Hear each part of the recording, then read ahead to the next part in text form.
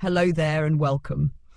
Tonight, allow me to softly guide you into one of history's quiet, overlooked corners, a place of candlelight shadows and velvet echoes where the laughter of jesters once filled the stone halls of medieval courts.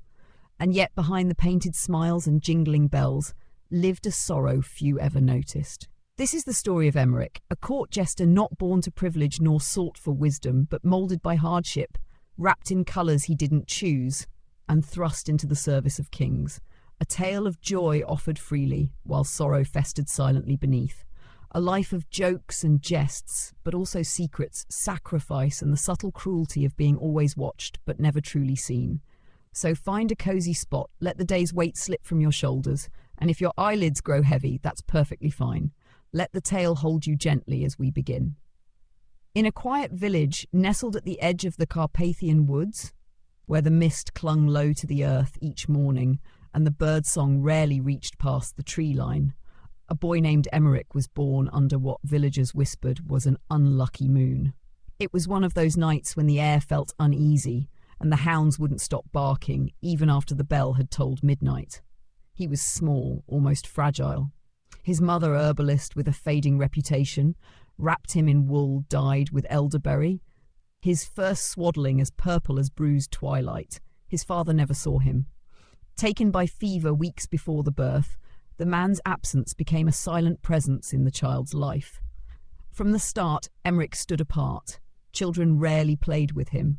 Not because he was cruel or strange, though he did speak to the crows and listen longer than most, but because his laughter unsettled people. It rang not like a child's giggle, light and free, but sharp, sudden, too aware.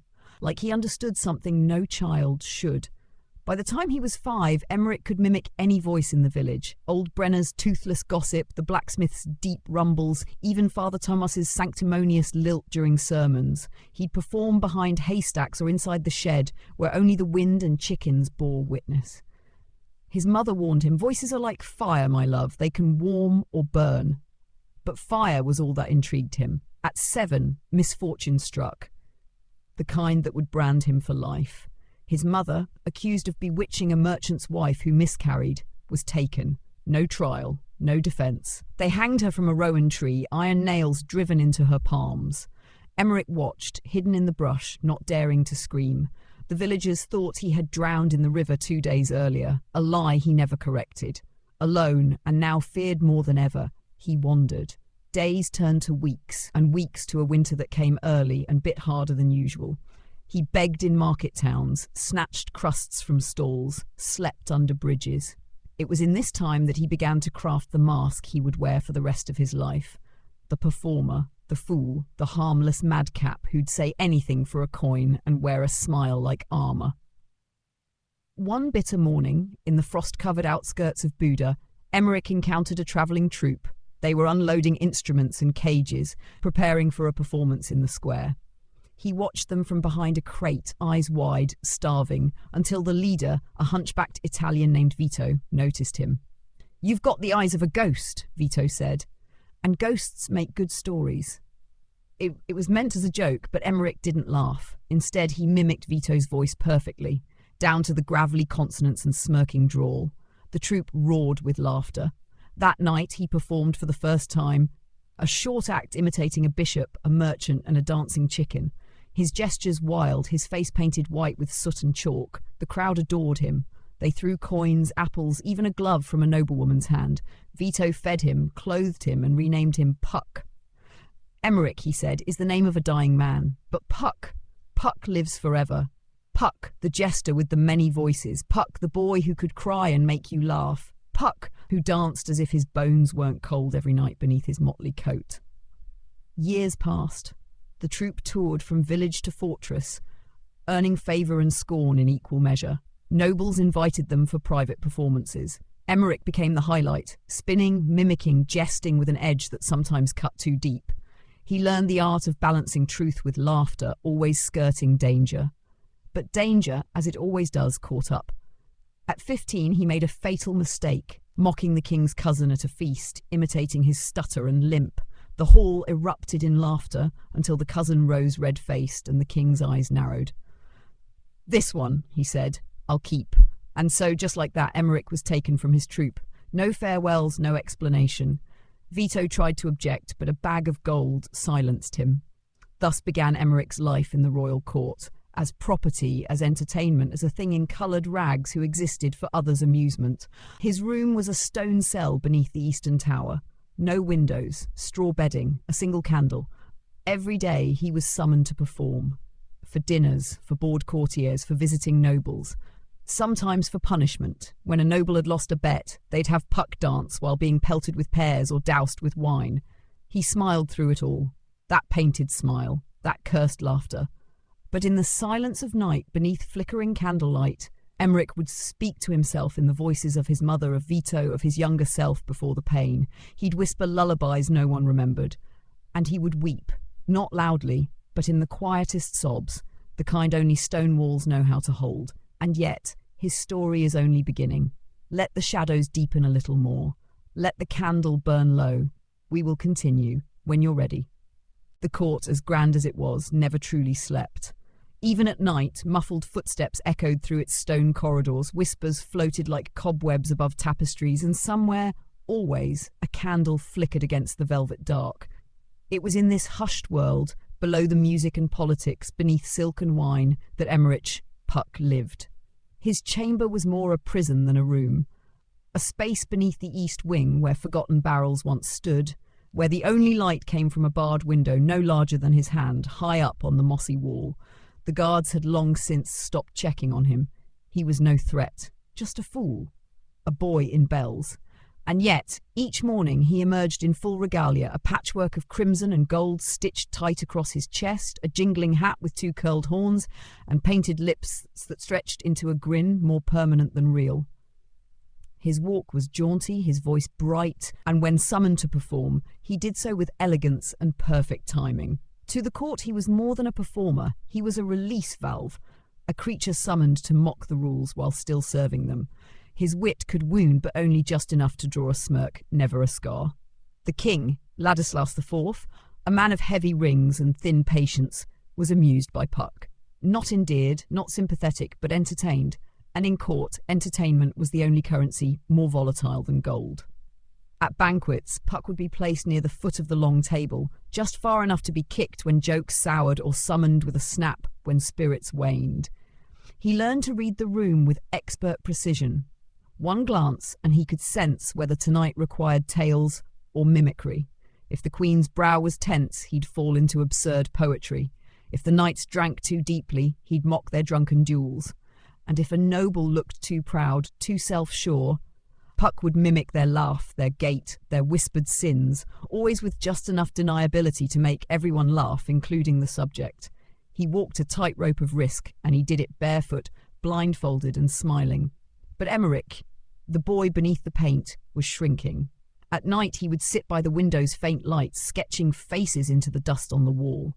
Vito's hooked nose, his mother's long fingers, faces he feared forgetting. The cold gnawed at his bones, and the silence pressed on his chest like a stone. He'd replay every performance in his mind, not for pride but for mistakes.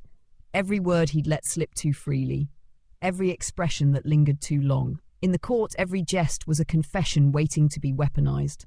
One morning, after a particularly cruel feast where he had been forced to mock a visiting diplomat's stutter until the man left the hall in tears, Puck was summoned earlier than usual. No fanfare, just a knight at his door, silent and cold.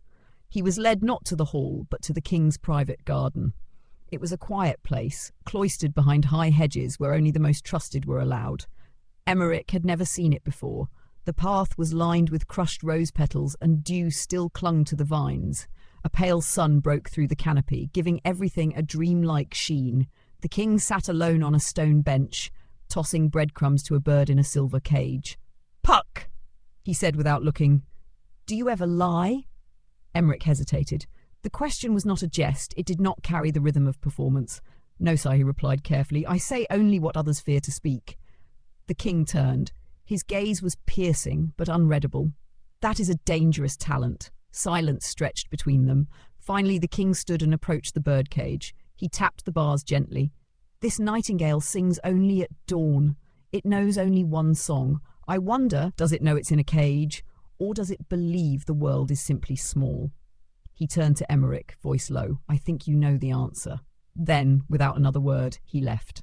The cage remained. That night, Emmerich returned to his cell with a weight he could not describe. It wasn't fear, not exactly. It was something subtler, a quiet knowing. He was not just a jester. He was being watched, not for joy, but for weakness. Every jest was not just entertainment, but a test. Every misstep would not be forgiven. A week later, a new figure arrived at court. Lady Catelyn, a noble from the southern provinces. Young, intelligent, and openly disdainful of the king's more indulgent tastes. She carried herself like someone who had read more than most men in the room combined, and she rarely smiled. But on the second evening of her visit, when Puck performed a satirical tale about a pompous prince who fell in love with his own reflection, she laughed. A real full laugh, not polite, not forced. He noticed. Over the next few days she would watch him, not like the others did with ownership or amusement, but curiously. As if trying to peer through the mask, she asked questions about his origins, about the stories he told, about why he never removed the bells from his shoes, even in winter. For the first time in years, someone spoke to him like a person. One evening, after a storm had passed and the sky turned a bruised shade of violet, she left a bundle outside his cell. Inside, a wool cloak, a small book of poetry, and a note. Not all birds were meant for cages. Emmerich clutched the items to his chest like treasures. He didn't sleep that night. The court remained the same. Feasts, fools, schemes. But something inside him began to stir, a feeling he'd buried long ago, the possibility, the dangerous, fragile possibility of hope. And yet, hope, like jest, is a double-edged thing. As the days unfolded, the king began to grow restless. His amusement with Puck no longer constant. He noticed Catelyn's attention. He noticed the way Puck's jests sharpened when she was near, and in a place where loyalty was currency, even a glance could be treason. The days to come would test Emmerich in ways he could not imagine, but for now the candle still burns. Let the shadows stretch and the silence deepen. There is more to tell. When the night is ready. Autumn slipped into the castle like a whisper, subtle at first, with the scent of wood smoke clinging to the wind and the trees along the southern courtyard surrendering their leaves one by one. The days shortened, the light dimmed, and the great halls grew colder despite the roaring hearths. But no season, not even one as sombre as autumn, could still the undercurrents of the court. Here the leaves did not fall quietly. They were swept into corners and burned before anyone noticed they had changed. For Emmerich, the weeks following Lady Catelyn's arrival were unlike any he had ever known in court. Their conversations, though brief and scattered, became lifelines. Moments tucked between duties, a glance exchanged during a feast, a word murmured in the corridor, the faintest brush of a hand as she passed him a folded slip of parchment. Each interaction was a secret, stitched into the lining of his heart. She never treated him like a fool, not once. To her, he was Emmerich again, not Puck, a name he hadn't heard spoken with care in more years than he dared count. Her presence stirred something dangerous in him, something the court had long since beaten into silence. It began subtly, his change. He adjusted the cadence of his jokes, weaving subtle truths into them that mirrored the king's growing paranoia, the greed of the nobles, the hollowness of power. To the court it was the same jest, lively, clever and sharp, but to her it was a signal, a reflection of what he truly saw. One night during the harvest banquet, a lavish affair with boar meat, candied plums and wine so rich it stained the lips for days, Puck took centre stage. The king, already flushed and heavy-eyed, beckoned him forth with a jewelled hand. "Give us something new," he slurred, "something worthy of a queen." There was no queen, of course. The king's wife had died 3 winters ago, and he had since cycled through concubines like pages in a forgotten book. But tonight, Lady Catelyn the dice, and her presence was enough. Puck bowed low and began his act. A tale of a jester who fell in love with a statue, one carved in marble so perfect, so cold that he wept each night before it. He performed the sorrow and the laughter in tandem, using his body as sculpture and storm. He mimicked voices of sculptors and courtiers, of whispering winds and cracked stone. And when he reached the end where the jester, broken by unrequited longing, was turned to stone himself, He stood frozen, arms outstretched, eyes wide, mouth silent. The hall grew still. For the first time in years, no one laughed, except Catelyn. She rose from her seat slowly and clapped, once, twice, 3 times. Others followed, uncertain, hesitant, until the hall filled with polite applause. But the king did not clap. His gaze, narrowed and sharp, remained fixed on Puck, not in amusement, not in anger, but in study. Later that night, Emmerich returned to his cell to find his candle missing. A small thing easily replaced, but it wasn't the item that unsettled him, it was the message. They were watching, more closely now, and someone had walked through his private shadows. Over the next few days, the court hummed with tension. Messengers rode in and out with increasing urgency. Noblemen held hushed meetings late into the night. Servants whispered about troops along the eastern borders, about unrest in the provinces. But beneath all of that was something else. A quiet suspicion that threaded itself into every hallway. Eyes lingering too long, conversations halting when he passed. Catelyn became harder to reach. Her replies grew shorter, her smile more cautious. Then, one mist-covered morning, Emmerich was summoned not to the hall but to the king's chambers. The guard who fetched him offered no explanation, only a cold glance and a tighter grip on his arm. The king's quarters were vast, adorned with tapestries from Constantinople, carpets thick enough to swallow sound, and windows that bathed the room in weak autumn light. The air smelled of myrrh and something fouler beneath, a rot not of the body but of power left too long unchecked. Ladislaus stood by the window, hands clasped behind his back. "Do you know," he began softly, "what happens to jesters who forget they are jesters?" Emmerich said nothing. "They begin to believe they are heard, when in truth they are only tolerated." He turned, eyes like still water. "I have indulged you, Puck, because you amuse, because your dance lightens burdens I would rather not carry. But I sense something festering in your tone, in your eyes." The king stepped closer. "I see ambition and affection." A long pause. "I see treason." The final word hung in the air like a sword suspended by a thread. Then, without raising his voice, the king gave his command. "You will leave the court at dawn, sent to the western outpost under Baron Kresimir. You will remain there until I summon you again, if ever." Emmerich bowed deeply, his bells barely jingling. "Of course, your majesty." That night, Catelyn found him near the stables, where the fog wrapped the world in silence. Her hood was drawn low, her voice barely above a whisper. "I tried to stop it," she said, "but he knew." Emmerich did not cry, he only nodded. "I will write," she promised. "No," he said gently. "Don't." She pressed something into his hand, a locket, silver and warm from her touch. "Then remember me," she said, and like mist before the sun, she vanished into the dark. At dawn, Emmerich rode out with a caravan bound west. No farewell, no fanfare. Just hooves in mud and a heart heavier than his satchel. The jester was exiled, but the story was far from done. In silence it waited, and so will we, until the next night calls it forth. The western road was not a path for princes. It wound like a scar through black pines and barren fields, carving its way toward the far reaches of the kingdom, where the stone outposts clung to the mountains like forgotten teeth, and the wind never stopped whispering old names. Emmerich travelled in a wooden cart, wedged between sacks of barley and 2 mute guards who never met his eyes. The wheels creaked constantly, the road had no rhythm. Every mile jostled him out of one discomfort and into another. He didn't speak, didn't sing, didn't joke. Puck had been left behind. The court's paint had been scrubbed from his cheeks. His jester's garb, the bright motley tunic and jingling hat, had been replaced with a drab grey cloak and worn boots. The silver locket, Catelyn's parting gift, stayed hidden beneath his shirt.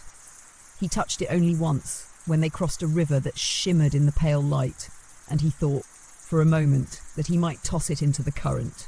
But he didn't. Days passed. The further west they travelled, the less the land resembled anything Emmerich had known. The villages were few, and those that still held breath kept their windows shuttered and their doors barred even in daylight. The fields were abandoned, the scarecrows limp and mould-stained. Once at dusk, the caravan passed a pyre still smoking with the remains of plague victims. No ceremony, no prayers, just the heavy stench of desperation. By the 8th day, the mountains rose on the horizon like bruises against the sky.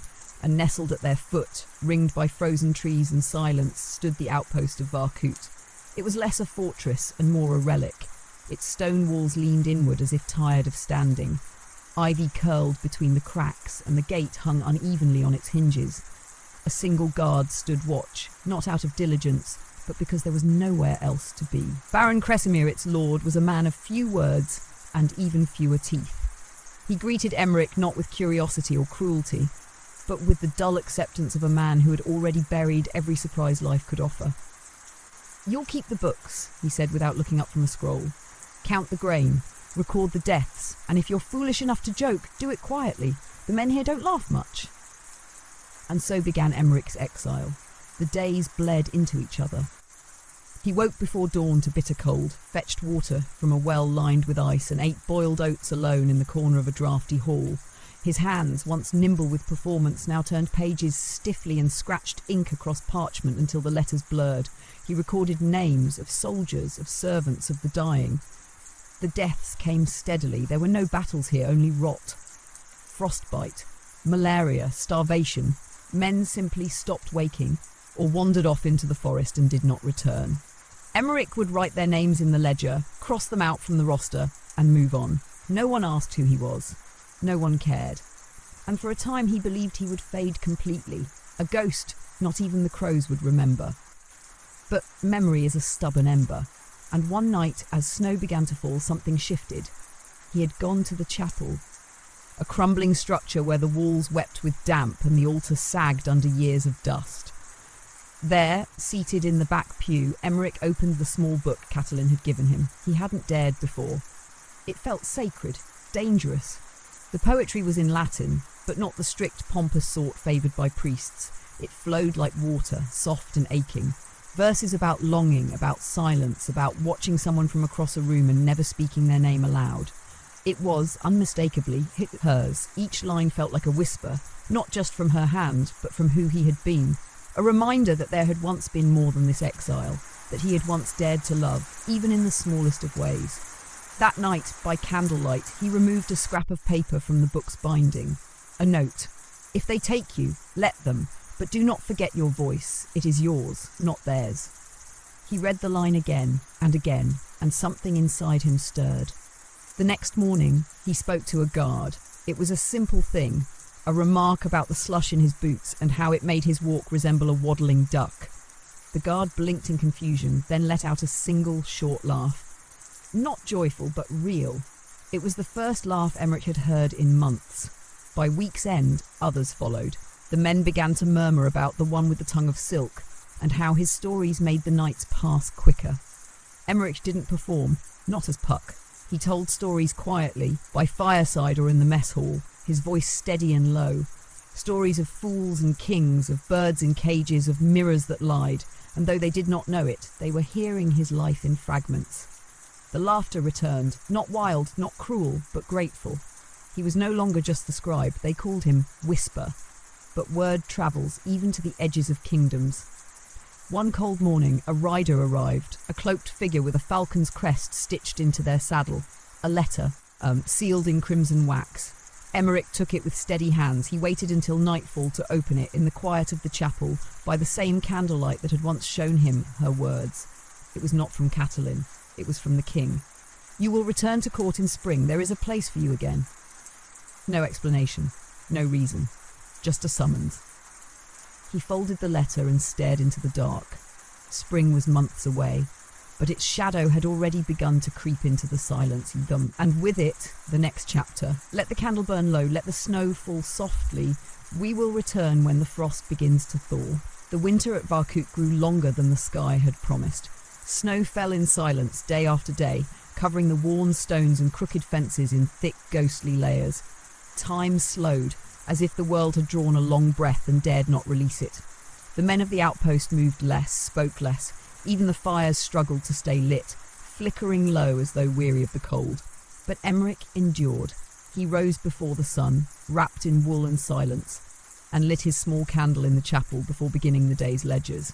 He still told stories in the evenings, still offered quiet wit when the mood allowed, but something had changed in him, a quiet tension like a string wound too tight. The king's letter sat in his chest like a hidden blade. Every breath he took since opening it felt sharper. What did Ladislas want now? The question echoed through his waking hours. Had his punishment ended? Had the king grown nostalgic for his old fool? Or worse, had the king discovered something? A rumour, a whisper, a letter that should not have been sent? Spring was still a whisper on the edge of the wind, but Emmerich could already feel the court pulling him back, and he wasn't ready. One afternoon, while collecting provisions from the storeroom, Emmerich found himself staring at a cracked mirror hung crooked above a basin. The reflection stared back. Older, leaner, the shadow of paint long since washed away. His eyes, once wide and quick with mischief, now carried a weight behind them. He touched his face. The motions were slow, unfamiliar. Who would return to the court? Whisper, the storyteller? Or Puck, the painted ghost? That night, unable to sleep, he ventured beyond the walls. The moon hung heavy and pale, watching from behind veils of frost cloud. The snow crunched beneath his boots as he made his way toward the forest edge. Here, the world was still untouched. A canvas of white stretching endlessly into black trunks and blue shadow. And there, beneath the limbs of an old pine, he saw something. A carving, barely visible through the frost. Someone had etched it into the bark long ago, a symbol of a jester's hat, worn and simple next to the initials EK. He stared at it for a long time. EK, Emmerich, Catalin. No one at Varkut could have done it. The carving was aged, weathered. Perhaps it was coincidence. Perhaps not, but it was enough. Enough to remind him that his story hadn't ended with exile, that somewhere in the wide silence of this world someone had once known him beyond the paint and bells. When he returned to the outpost, the snow was falling again. He left no tracks behind him, as though the night itself had chosen to keep his secret. Days passed. The men began preparing for the thaw.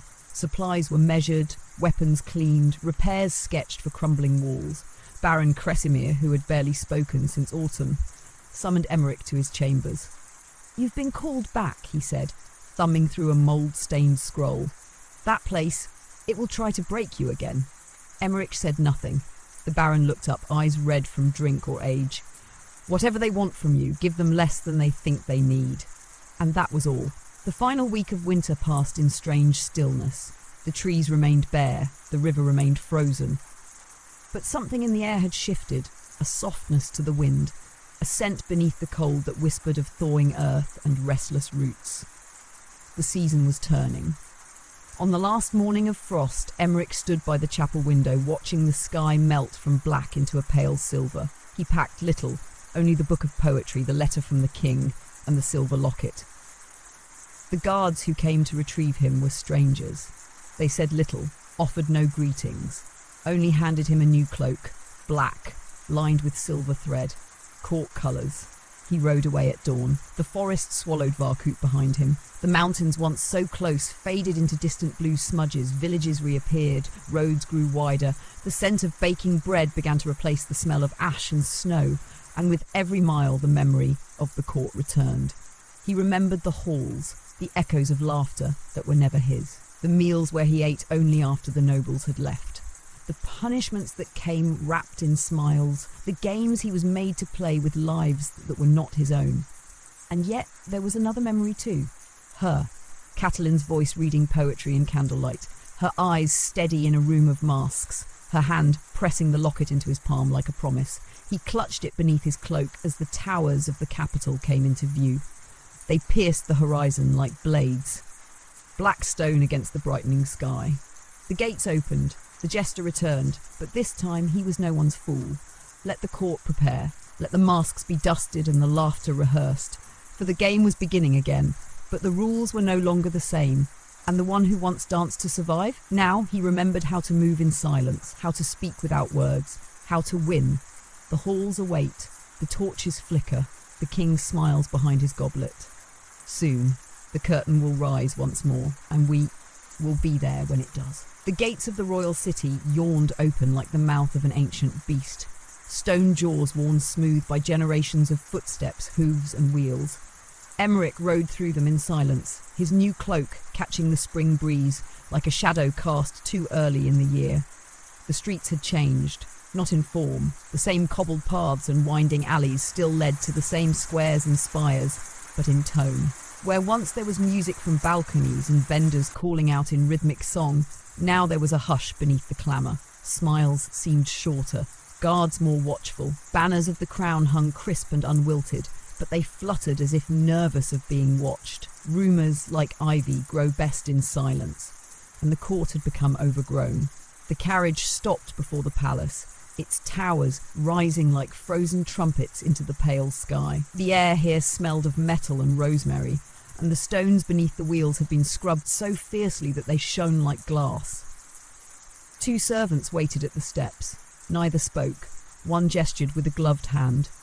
Emmerich followed. The halls were unchanged, grand, echoing things, all marble and archways, where even the whisper of a whisper would carry. Every step he took was mirrored by the click of a servant's boot behind him, as if the palace itself demanded accompaniment. He passed portraits of kings long dead, tapestries woven with battles and beasts. The stained glass above the chapel doors still bathed the floors in blue and crimson, a shifting river of light that made every face seem bruised or blessed, depending on the sun's mood. And then he reached the chamber, not the throne room, not the feast hall, but a small antechamber near the king's study. It was dim, the air warm with the scent of burning cedarwood. Inside stood a single figure, the king. Ladislaus IV had aged, but not softened. His hair, once chestnut, was now streaked with steel, and his face carried lines that no smile had ever earned. He stood by the window, eyes fixed on the gardens below. Without turning, he spoke. "Do you know what the people say about jesters, Puck?" Emmerich did not respond. "They say a fool can speak truths a king cannot, that he wears a smile to protect the kingdom from its own madness." He turned then slowly. "But what happens, I wonder, when the fool begins to believe he speaks as a man?" There was no smile on his lips, only curiosity, that most dangerous of all royal moves. "I have summoned you," Ladislaus continued, "because the court has grown, unruly. Truth, it seems, no longer flows from council, but from corners, from poems and plays and drunken songs." He stepped forward, hands behind his back. "I need eyes, Emmerich, eyes that can dance, that can entertain, that can listen." A pause. "I need Puck again." Emmerich bowed slowly, but his eyes never left the king's. "As you command, your majesty." He was dismissed with a flick of the hand. No ceremony, no guards. As he left, he felt the weight of the moment settle over him, not with fear but with clarity. This was not an invitation, it was conscription. He would return to the court, yes, but not as before. He was not here to juggle fruit or mimic noblemen for their own amusement. He was here to observe, to gather, to amuse the king while feeding him whispers. And if he faltered, the locket under his cloak would be the last thing he ever held. The next days unfolded in a slow, deliberate rhythm. The Jester's return was announced at the first spring banquet, an affair held in the Hall of Rainlight, where crystal chandeliers turned candlelight into starfall, and the tables groaned under the weight of delicacies imported from half the known world. Nobles in their finest silks lined the room, some feigning surprise at Emmerich's reappearance, others whispering behind jewelled fans. He wore the bells again. Not the full motley, that garish coat of many colours had been retired, but a subtler garb, dark blue velvet with silver embroidery, and a thin circlet of bells upon his brow, each no larger than a coin. They jingled only when he chose. He stepped into the centre of the room and stood silent. The silence deepened. Then slowly he began. His performance that night was not a jest in the traditional sense. It was a tale, simple but haunting. A bird, born in a cage, learns to sing by echoing the laughter of the nobles who visit the tower. One day, the nobles stop coming and the bird alone forgets its own voice. It waits for the echoes, but they never return, and in time, it stops singing. The last line was whispered. Without echo, silence becomes truth. There was no applause at first, then the Queen Mother clapped softly. A noble followed, and soon the room was filled with clinking goblets and half-hearted cheer. But the king, he did not move. He watched Emmerich with the same look he gave caged animals.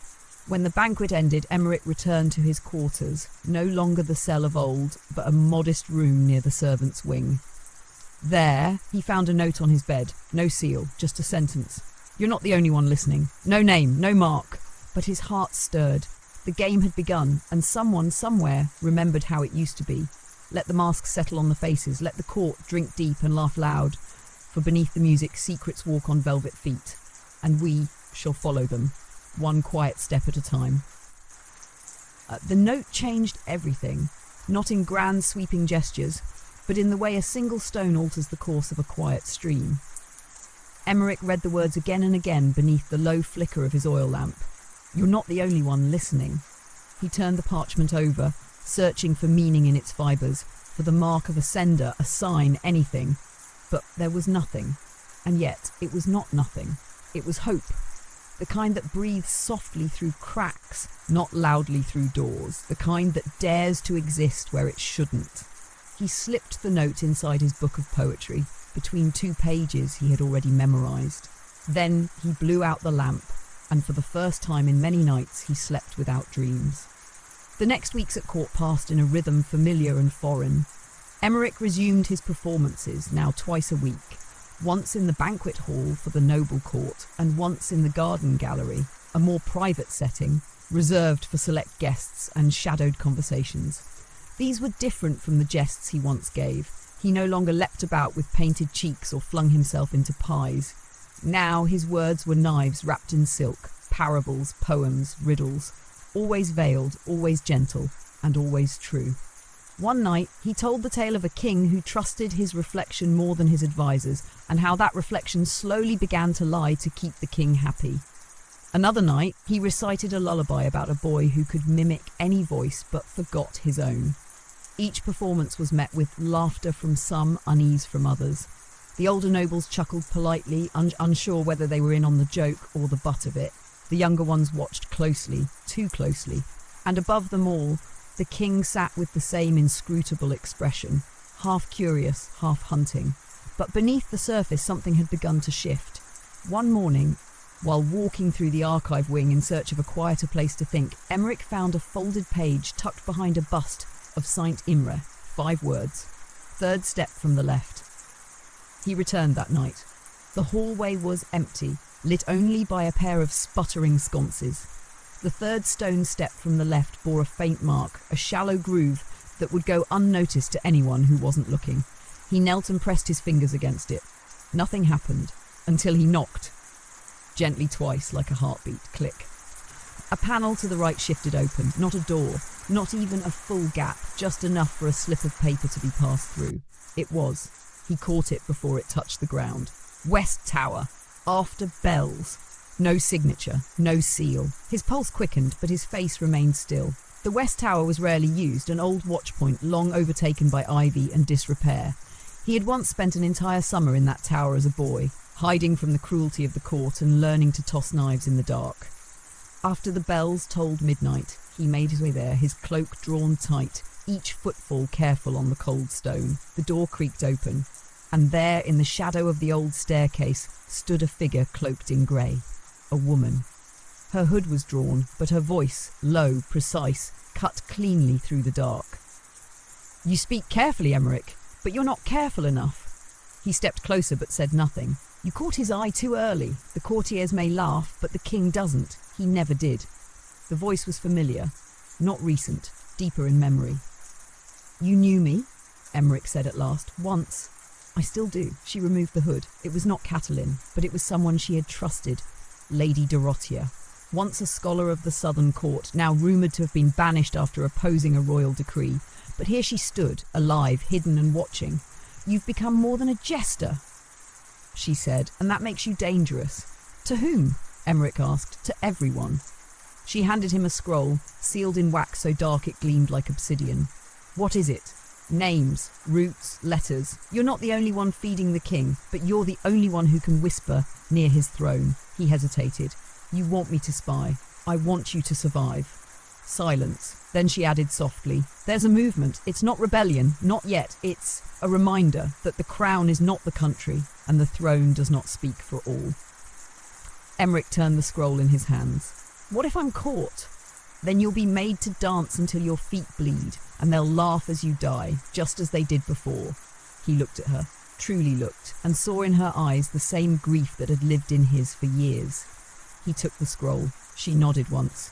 You'll hear from me again or not. Either way, be careful what truths you tell." Then she was gone, swallowed by the spiral stairwell like a breath into the deep. That night, Emmerich sat in his chamber for hours, the scroll unopened beside the locket, the note, the book. He stared into the flame of the lamp and whispered aloud, as if to the stone itself, "Let the game begin." He did not know if Catalin still walked the world. He did not know how deep the roots of this silent rebellion stretched. But he knew this: he had been given a role. And for once it was not to dance, or jest, or bleed for their amusement. It was to listen, to speak, to turn laughter into leverage. The fool had returned to the stage. But the play was no longer comedy, and the court, for all its gold and glory, had no idea what kind of story it had invited back through its doors. Let the bells ring, let the masks fall. This was only the beginning. Spring unfurled itself slowly, like a hand reluctant to open. The frost retreated one sigh at a time, revealing green beneath grey. But even as the palace gardens began to bloom, the air inside the court remained cold. Not from weather, but from watching. Eyes followed Emmerich wherever he went now. Not just the king's, not just the servants trained to keep silent, but others. Hidden eyes, measuring eyes, the kind that weighed not just a man's steps, but the intentions behind them. Yet Emmerich moved with the same calm, fluid grace he always had. He juggled peaches for the Queen Mother's amusement. He quoted ancient riddles at council dinners. He hummed old tavern songs in the halls when no one asked him to. And in between, always in between, he listened. He learned more in 10 days than most knights did in 10 years. He learned that Lord Miklos had begun stockpiling grain in his northern estate, more than was needed for his people. That Countess Rosalia, though rarely seen in public, sent secret envoys to the borders under false names. That the bishop's prayers had recently turned toward pleas for order and obedience rather than grace. It was not treason that Emmerich smelled in the air. It was fear. But fear, like fire, needed only the smallest spark. Each night, in the quiet of his chambers, he unsealed Dorothea's scroll. Inside were coded names and corridors, conversations overheard, titles aligned to suspicious movements, even supply routes whose patterns did not match the stories nobles offered at feasts. It was not just nobles stirring beneath the surface. It was the king's own web beginning to fray, and into that web Emmerich walked with bells on his heels and a smile on his lips. It began with a jest. At a midday gathering in the court's southern garden, where nobles sprawled beneath linen canopies and sipped wine the colour of garnets, Emmerich performed his latest piece, a tale of a hunter who chased a beast so long he forgot what it looked like. The hunter caught every animal in the forest, caging them one by one until nothing remained but silence. But when he finally trapped the beast, Emmerich said, pausing with delicate tension, he found it looked like a mirror. The nobles laughed, mostly, but 3 did not. Lord Miklos, whose knuckles tightened on his goblet, the bishop, who crossed himself twice, and the king, who smiled without smiling. Later that evening, a servant slipped a folded parchment beneath Emmerich's plate. No ink, no markings, just a single symbol drawn in wax, the nightingale. He knew that mark. It was the same etched on the birdcage that once sat in the king's private garden, the same bird the king had shown him years ago when he spoke of echoes and cages. Now it had come full circle. The parchment contained a time, midnight, a place, the aviary beneath the west balcony, and a single word, watch. At midnight he moved through the shadowed corridors with practiced ease. The palace by night was not silent, it breathed. Wind whispered through the arrow slits and old wood creaked like forgotten voices. Candles flickered in passageways no one used anymore. The aviary was a small glass structure nestled beneath the royal balcony, overgrown with ivy and hushed by years of disuse. It had once held songbirds from the Orient, brought at great expense to please a queen who had died before they arrived. Now it held nothing but dust and echoes. Or so it seemed. Emmerich slipped inside and waited, pressing himself in the dark between a broken perch and a pile of moth-eaten netting. He did not wait long. 2 figures entered, both cloaked, both silent. One moved like a noble trained to hide it. The other carried the weight of authority in his steps. Their voices were whispers, sharp as frost on glass. No longer trust Rosalia. She's moved the ledger. She suspects everyone, even me. A pause. And the Jester? A longer pause. Too clever, too quiet. He knows more than he lets on. And the king? Another silence. Then, the king plays at being blind, but he sees everything. We are not out of reach. They left without names, but their words settled deep into Emmerich's thoughts.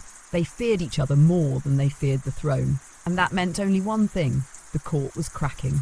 Later that night, Emmerich sat at his writing desk, copying what he had heard into a cipher only Dorothea would recognise.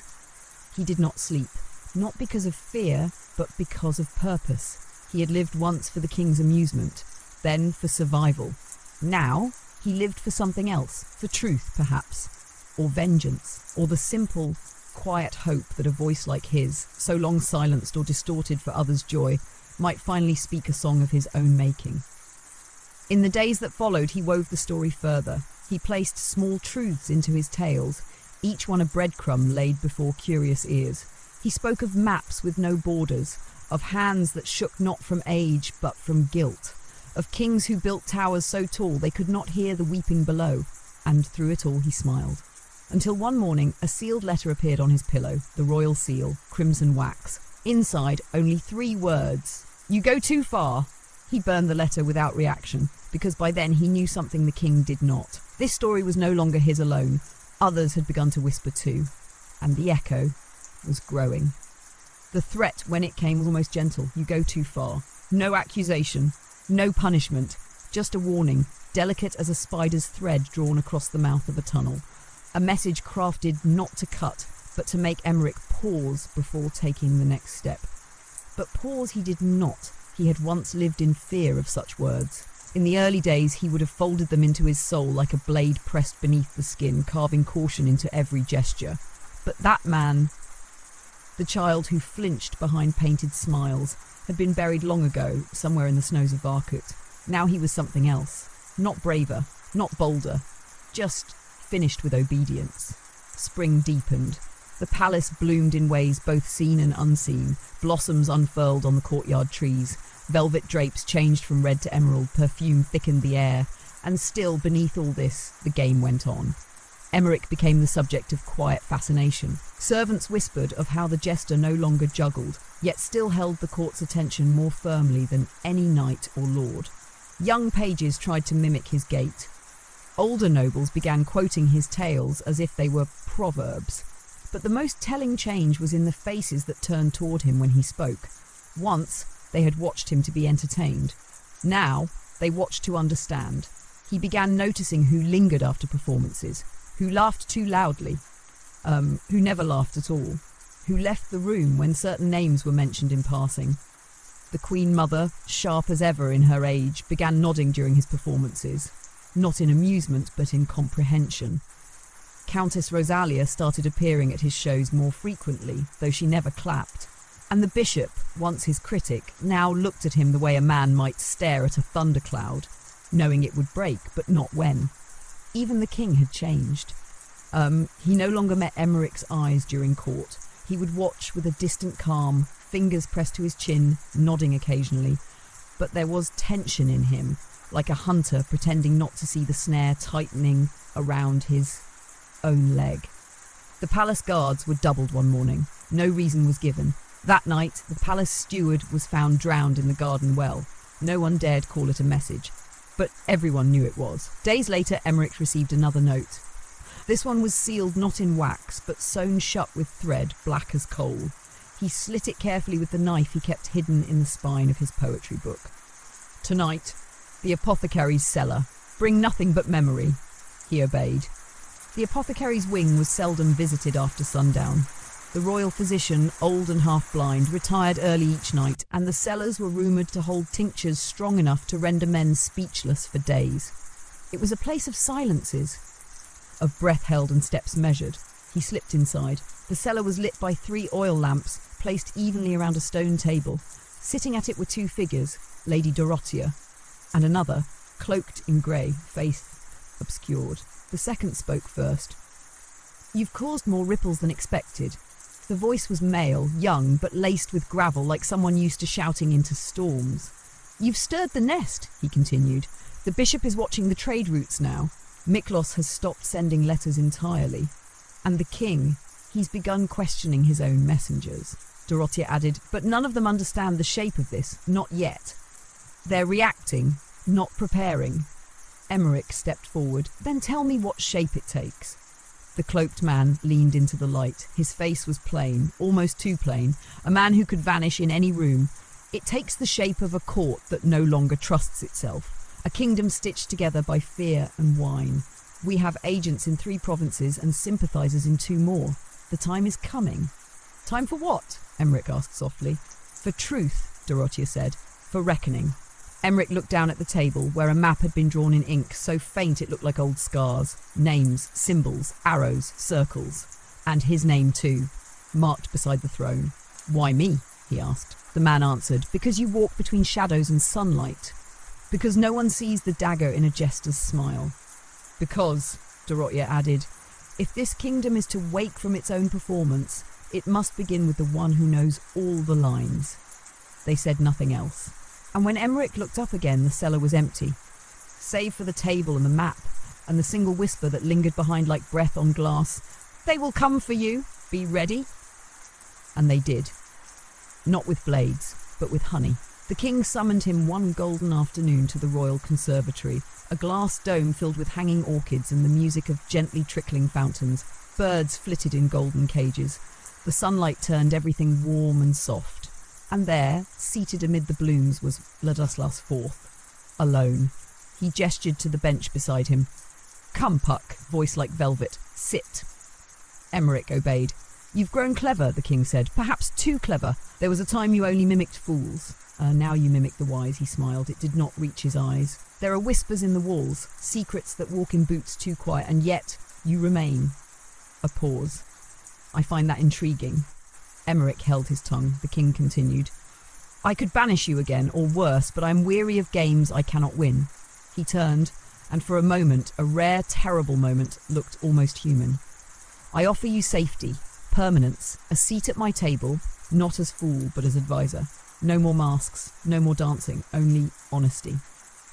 A beat. Do you accept? Emmerich looked into the eyes of the man who had stolen his voice, his youth, his mother's memory, and he smiled. The kind of smile only jesters can give, one that hides the knife until it's too late. I accept, he said, and the king exhaled, satisfied. But in Emmerich's heart he felt it, not surrender, but a door opening, wide and dark, and full of the truth still waiting to be spoken. Let the birds sing, let the throne listen, for now the jester sits beside the crown, and he does not forget. The first days in the new role passed with ceremonial ease. Emmerich was given a place not far from the king's right hand during court sessions, just behind the chamberlain and in view of every noble who entered the great hall. His title was not formally changed, no decree was issued, but everyone understood. The jester was no longer merely a fool, he was watching. They dressed him now in black velvet, stitched with dark silver thread that shimmered only when the sun caught it. The bells were gone, replaced with a single braided cord at his waist, ornamental but useless. His mask, once literal, had turned metaphorical. The court saw a man reformed, humbled, brought in from the cold. The truth, however, was far more dangerous. Emmerich was still performing. Only now, the stage was the throne room itself. The king's offer had not been kindness. It had been a trap, a velvet snare disguised as favour. By placing Emmerich at his side, Ladislaus ensured that any dagger would have to pass through the jester first. And if the court whispered, if resistance festered, the king would know where it grew. But Emmerich had accepted the role, not to be safe, but to be close, closer than ever. Now he could hear everything, every hesitant oath, every strained pledge, every careful word nobles offered in the king's presence, and more importantly, what they didn't say, who avoided his eyes, who left when he entered, who suddenly found reasons to host banquets away from the capital. He became a mirror the court could not ignore, reflecting not what they wanted to be, but what they feared they had become. His first weeks as counsel brought no orders. The king said little to him directly, save for occasional cryptic murmurs during court adjournments. Did you see the way Rosalia gripped her cane today? Or, Miklos has not touched wine in 5 days. Sobriety breeds thoughts I don't like. He was not asked to speak in public, only to observe, to notice, to record what the crown could not admit it feared. But in private, Emmerich wrote. Each night after retiring to his chamber, now a more lavish room near the eastern window with a view of the courtyard fountains, he recorded all he had seen, in ciphers, in riddles, in fractured lines of poetry. Words only Dorothea and her allies could understand. He passed his messages through the old channels still hidden within the palace walls, the hollow behind the bust of Saint Imre, the crooked flagstone in the apothecary's stairwell, a loose board beneath the chapel pew. The resistance breathed, and he fed it. On the fourth week, the king summoned him in the early morning. No guards, no servants, only the cold. The chamber was dim, the fire low. Ladislaus stood beside the hearth, staring into embers. "I had a dream," he said. "A raven flew into my chamber and spoke in your voice. It told me things I already knew, and then it laughed." He turned, and for a moment Emmerich saw something behind his eyes. Exhaustion, perhaps, or paranoia wrapped in silk. "I cannot afford treachery," the king said. "Not now, not from anyone. You understand, don't you?" Emmerich bowed. "Completely, sire." A long silence followed. Then softly, "Tell me something true." The room felt heavier. The fire popped. Emmerich straightened. "Truth is not a sword," he said. "It is a shadow. It follows us, stretches with us, disappears when we face the sun, but it never leaves." The king blinked, then smiled faintly. "Ah," he whispered, still the poet, but his smile didn't last. Later that day, a nobleman was found dead in his chambers. Lord Aladar, cousin to Miklos, a man known for his gambling, his debts, and, more recently, his questions. The court declared it illness. A cough turned fatal. Emmerich said nothing. But that night, another note arrived in his chamber. A cough, yes, and a cup emptied too quickly. Beneath it, a smear of red wax in the shape of a broken crown. The resistance was speaking again. The death had not gone unnoticed, and they were ready to move. But Emmerich knew the court better than they did. It was not ready to crack. Not yet. There was still too much fear. Too many old loyalties clinging to the throne like ivy to crumbling stone. No? This game would not be won with a strike. It would be won with a whisper. So Emmerich whispered. He whispered to guards in passing, casually noting the irregular rotation near the southern armoury. He whispered to scribes about inconsistencies in the grain tallies reported from the west. He whispered to the cooks about Lady Rosalia's allergies, a tale woven from whole cloth, but one that made her suspicious when her meal arrived without almonds. Every whisper a thread, fraying the cloth just a little more. And through it all he smiled. He danced no longer, but he did. One night, as he walked the hall outside the Queen Mother's quarters, he found a servant sobbing behind a curtain, a girl no older than 16, clutching her apron and shaking. He knelt beside her. "What's wrong?" She looked at him, eyes wide. They said I dropped the silver bowl, but I didn't. I swear I didn't, and now they say I'll be sent away." He could see the truth in her eyes. He rose, walked to the Queen Mother's guard, and whispered something. By morning, the steward who had accused the girl was reassigned to a distant border, and the girl remained. It was a small thing, but it spread. Soon, others came to him, not openly, never directly, but in ways unmistakable. A message carved into bread crust. A cough repeated 3 times, a thread of blue tied to a banister. They were listening, not just the nobles, the servants, the cooks, the stable boys, the invisible eyes of the court, and the jester. He became their voice. By the end of the 10th week, Emmerich stood on a line no one else could see. Behind him, a life of silence. Before him, a storm. The court still glittered. The king still smiled, but beneath the music, beneath the perfume and pageantry, the ground trembled. Softly. Steadily, like a drum being tapped in a distant chamber, calling the dancers forward, one by one. Summer arrived without ceremony, pressing its warmth against the cold bones of the palace.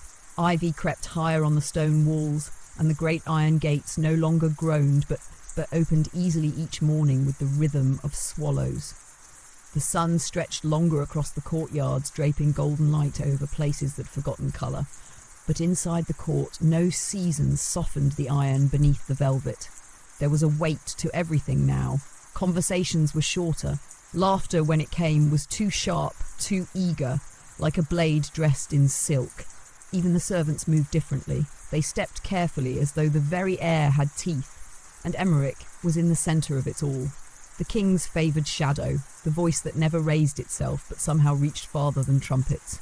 He no longer needed to speak often. His presence, his silence, his gaze, they were tools now. He wielded them like instruments, tuned carefully to the court's frequency. He could make a noble stutter with a glance. He could silence a boast with a raised brow. He had become something other than a man. He had become a question. And the court hated questions. It was during the summer convocation, an annual gathering of regional lords and emissaries, that the tension began to crest. They came dressed in sunlit finery, but their words were shaded, careful. Old rivalries simmered beneath thin smiles. The northern barons looked too long at the crown's seal. The southern envoys offered tribute that was by tradition due in spring. Something had shifted. The kingdom's borders held, but its centre frayed, and the king knew it. He called for private council more often now. Long walks through the inner gardens, quiet meetings without scribes. He spoke to Emmerich not like a monarch to a subject, but like a man peering into a mirror and fearing what he saw. They no longer trust, he said one evening as the scent of crushed mint and honeysuckle filled the garden air. Not me, not each other. The court is a wheel and its spokes are splintering. Emmerich listened. He always listened. And you, Ladislaus continued, turning to him, you were meant to ease that, to remind them of joy, of loyalty. But you've become a shadow in their minds. They fear your stories. The king leaned closer. Are they right to? Emmerich smiled, a slow, weary thing. Only those who've lied to themselves fear the truth spoken by another. The king did not respond, but he didn't look away. 2 days later, the first disappearance occurred.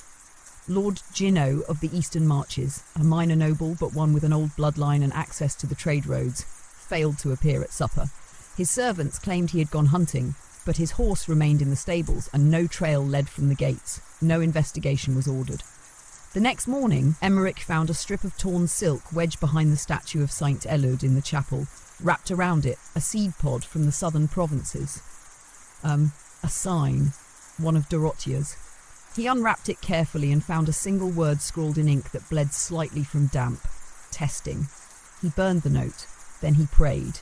Not to saints, to memory, to silence. To the part of himself that remembered what it meant to be afraid. The court reacted in the only way it knew how. It gossiped.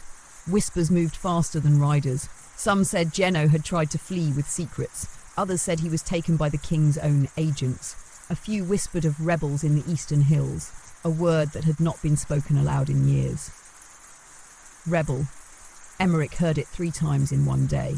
Once in the kitchens, over spilled flour, once in the rose courtyard beneath the breath of 2 waiting ladies, and once, most disturbingly, from the lips of a child, the baker's boy, as he played near the garden wall. No one had taught him the word. He had caught it, and that meant it had already begun to rot the air. That night, another letter arrived in Emmerich's chamber. No wax, no ribbon, just a fold, neat, precise. He opened it slowly, heart steady. Inside were 3 lines. The grain shipment from Zollner was rerouted. Lady Rosalia did not order it, and yet it bears her seal. Beneath it, a new signature. Not Dorothia's, but a symbol Emmerich hadn't seen in over a year, the silhouette of a falcon, inked in fine charcoal strokes. He froze. That was Catalin's sign. Her old crest, used only in ciphered letters before she vanished from court. Was it her? Had she returned? He did not sleep that night. He lit his lamp, opened the poetry book she had once given him, and read each verse as if it might somehow speak back.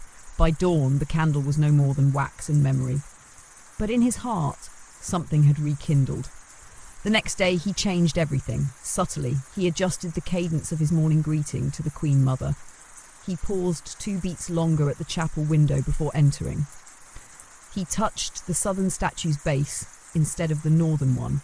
All silent signals, all code. If she was watching, if anyone was watching, they would see it. And sure enough, that night, another message arrived. This one tied to the foot of a dead sparrow placed gently on his sill. No words, just the locket, his locket. The one Catalin had given him at Varkut, the one he had lost, he thought, during a winter storm months ago. But here it was, returned, cleaned, replaced without explanation. And he understood. She was alive, she was near, and she was listening. The court, blind to all this, continued its slow unravelling. The king paced more often now. His advisers grew impatient. The nobles bickered over tax burdens and wine tariffs, trying to hold the mask of routine over a face that had long since begun to crack. But beneath it all, the real play stirred. Whispers thickened, messages passed in glances, in song lyrics, in the placement of bread and salt at feasts. The palace was a hive, and Emmerich was its hum. The king still smiled, but his eyes no longer glinted. Something behind them had dimmed, and Emmerich knew, deeply, coldly, that the moment would soon come. The moment when silence would break, when the play would shift, and the curtain would finally rise. The curtain rose quietly, not with fanfare, not with trumpets, but with the soft shudder of inevitability, like a breath taken too late. No one in the court could name the precise moment it began, only that something old and hidden had stirred, a shift beneath the silk, a change in the rhythm of footsteps, the weight of glances, the temperature of laughter. By midsummer, the palace seemed caught in a breathless pause. The king held court less frequently. When he did, his sessions were shorter and his tone grew clipped, strained. Once prone to indulgence, Ladus now drank less and listened more. He no longer interrupted stories with laughter. Instead, he watched every movement, every word, every silence, especially Emmerich's. And yet, Emmerich performed. He always performed. Because performance for him was never deception. It was survival. The feast of St. Istvan approached, a grand celebration honouring the first king of the realm. Traditionally, the feast was a time of generosity and display. The court opened its gates, merchants lined the inner streets, and even the beggars were fed at the steps of the chapel. This year, however, the feast was different, quieter, more guarded. The celebration was confined to the inner court. Invitations were halved, the guards were doubled, the wine was served late and watered down, the musicians played slower songs, and the king, for the first time in his reign, remained seated throughout the entire event. Emmerich was called to perform just after the second course. He walked into the feast hall slowly, dressed not in colours, but in white. A stark, ghost-like robe stitched with black thread that shimmered like spider silk. He said nothing for a full minute, just stood there, letting the silence stretch, letting it tighten around the nobles like a noose spun of their own breath. Then quietly he began. There once was a king who feared sleep. For dreams brought voices he'd long buried deep, so he built a hall with mirrored walls where no sound echoed and silence crawled. He told a tale not of war or jest, but of reflection. A king who wandered his palace, only to find no one followed him anymore. Of servants who bowed but did not weep when he passed. Of candles that dimmed when he entered, as though even fire no longer wished to warm him. The tale ended not with death thus, but with the king seated in a garden of glass, watching a single leaf fall and realising it had more freedom than he ever would.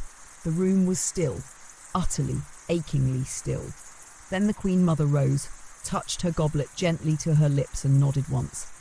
Only then did the others begin to clap, slowly, hesitantly, like men applauding at the edge of a grave. The king said nothing. He merely stared at Emmerich, eyes unreadable, lips parted, as if he wanted to speak but had forgotten how.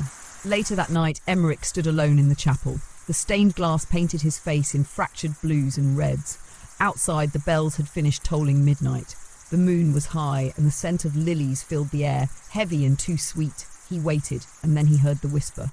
Not words, not yet. Just breath against stone. He turned. Catelyn stepped from the shadows. Older, leaner. Her cloak was grey, and her hair now touched with silver, but her eyes, those eyes that once pierced him through court silence and exile, they had not changed. "Hello, Emmerich," she said. He couldn't speak, couldn't breathe. She smiled, sad and sharp. "I waited until the right story. Tonight you told it." He took a step forward, then stopped. The weight of everything between them sat thick in the air. "Why now?" he asked at last. "Because the court is breaking," she replied. "And soon it will bleed." She pulled a scroll from her cloak and handed it to him. "Rosalia is moving grain south, but not to feed her people. She's paying soldiers, mercenaries from beyond the river, hired by a man named Varga. You remember the name?" Emmerich nodded. Varga had once been a knight. Now he was a ghost story used to frighten rebellious pages. "He's real," she said, "and he's here." Emmerich opened the scroll. Names, symbols, delivery routes, codes. "They plan to move against the king during the autumn summit," she whispered. "Not a coup, A collapse. The outer provinces will break away, one by one. And what do we want? He asked. Catelyn looked at him, steady and unflinching. Not to save the crown, she said, but to ensure what rises after it is better. He looked down at the scroll, at the ink, at the consequences. And me? You, she said softly, are the story they all listen to, and if you fall silent, they'll believe the king has won. She turned to leave, but stopped just before the chapel doors. Do you remember what you told me once? She asked without looking back. Back in Varkut? He nodded slowly. That a cage is only a cage if the bird forgets how to fly. She smiled. Then don't forget. And she was gone. That night, Emmerich did not sleep. He sat beside the open window, letting the summer wind touch his face, holding the scroll in one hand and the locket in the other. He knew what was coming, not in days or weeks, but in whispers and shadows and broken loyalties. The court was a stage set for ruin, and he was the final act. Let the torches burn low. Let the nobles sip wine and pretend they do not hear the drums, for the hour approaches, and the Jester, at last, has chosen his truth. The morning after Catelyn's return broke with a strange stillness. The air held its breath. Not a single gull cried from the cliffs, and the breeze, usually brisk this close to midsummer, was soft as a whisper left unsaid. Even the servants moved quietly, as if something sacred had passed through the night, or something dangerous. Emmerich moved through the palace as he always had, but inside him nothing was the same. Catelyn's voice still lingered in his mind, steady as candlelight. Not to save the crown, but to ensure what rises after it is better. And now, with the scroll she had handed him tucked deep within the lining of his sleeve, he held something more than secrets. He held a decision, not one that came suddenly. It had grown slowly, day by day, woven into him like the threads of his old motley, colourful, hidden, necessary. And now the pattern was clear. He was no longer simply a voice, he was a hand, and it was time to reach. The palace prepared for the autumn summit, as if it could outshine its own decay.